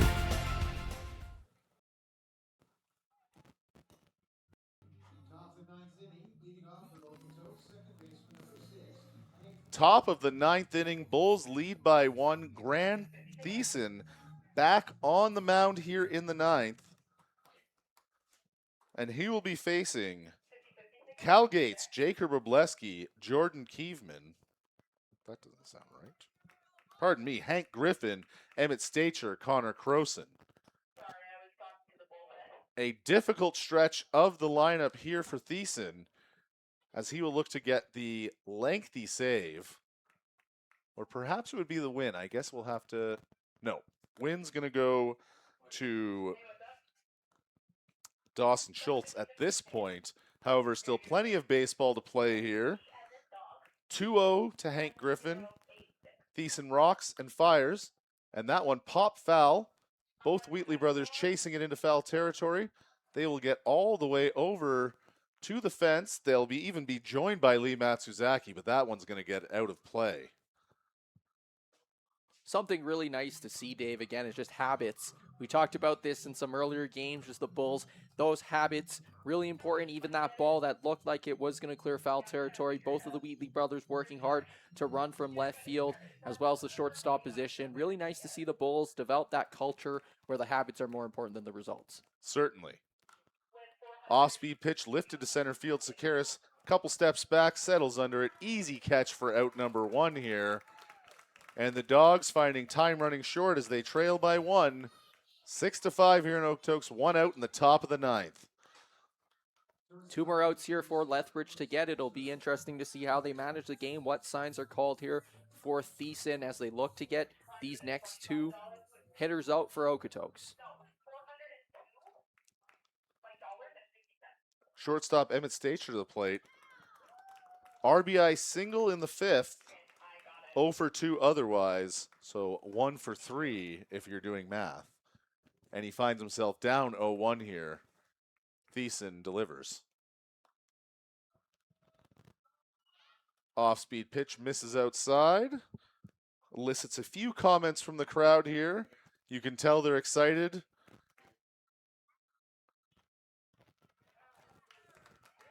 And that one catches the zone, called strike 2. Nice round of applause from the crowd here. They're excited to see a home victory. They're excited to come back for more tomorrow, I'm sure, as well. As that one will be fouled out of play. Stacher staying alive there with the foul ball, 1-2. And a good piece of hitting here for Stacher again. An important position here. Lots of pressure on Stacher, just staying alive in the at-bats. And that one will get him. So now 2 outs. Stacher set down on strikes. The Bulls on the verge of notching their 16th victory of the season, snapping the Dawgs' win streak at 6, and drawing closer in the Western Division standings. But who should they have to face to earn this victory but Connor Croson himself? Number 10, the third baseman. Steps into the right-hander's batter's box. Thiessen winds and delivers. First one runs inside. Croson lifting his elbows out of the way.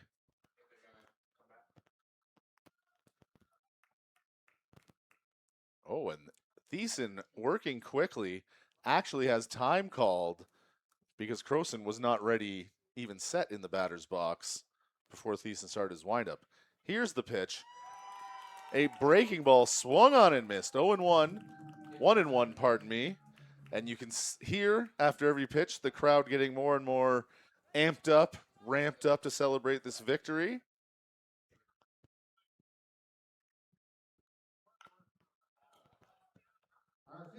Comes back with another breaking ball. That's fouled out of play on the first base side. 1-2 now with 2 outs.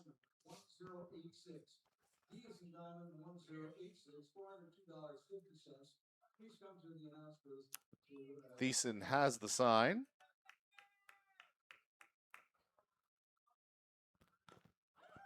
And that one fouled off the leg of Croson. So this game will go on for about 30 additional seconds here at the minimum as everyone takes a moment to reset. And we've had a good one here, Aaron. 6-5, 17 hits in the ball game. A few errors early on, but both teams really did play defensively well. The few hits that there were, hard hit balls. We got to see a home run. We got to see a double. I don't think we could have asked for much more here tonight. Absolutely action-packed middle innings and really clean baseball in the top and bottom innings. We're reset now, and the 1-2 pitch with 2 outs. Grounded to third. Wheatley up with it. Throw across the diamond. Matsuzaki stretches and bobbles. Croson will reach on a throwing error. Will it be a throwing error or a catching error? We'll see here in a moment. They are calling that an E5. Difficult one for Luke Wheatley to take there, in my opinion. That throw, I mean, it wasn't perfect, but from where he was on the diamond, how deep he was in the hole. But I suppose they could be calling the error on the initial bobble. Yeah, absolutely. I think just calling him on that initial misfield made a really good throw, as you alluded to, but tough. Got to make that play here with a chance to win the game. So first pitch swinging now, flown out to shallow right, Haney under it, and that's the ball game, folks. The Bulls use some middle inning comeback action to defeat the Okotoks Dawgs 6-5 here at Spitz Stadium. The players are streaming out of the dugout. The pitchers are streaming out of the bullpen. Randy's singing, "We're going to send you down to the field to catch a little bit of the celebration." We'll be back in just a moment to wrap things up here from Spitz Stadium. It's a big Bulls win here on Canada Day Eve. You're watching WCBL Baseball on FloCollege.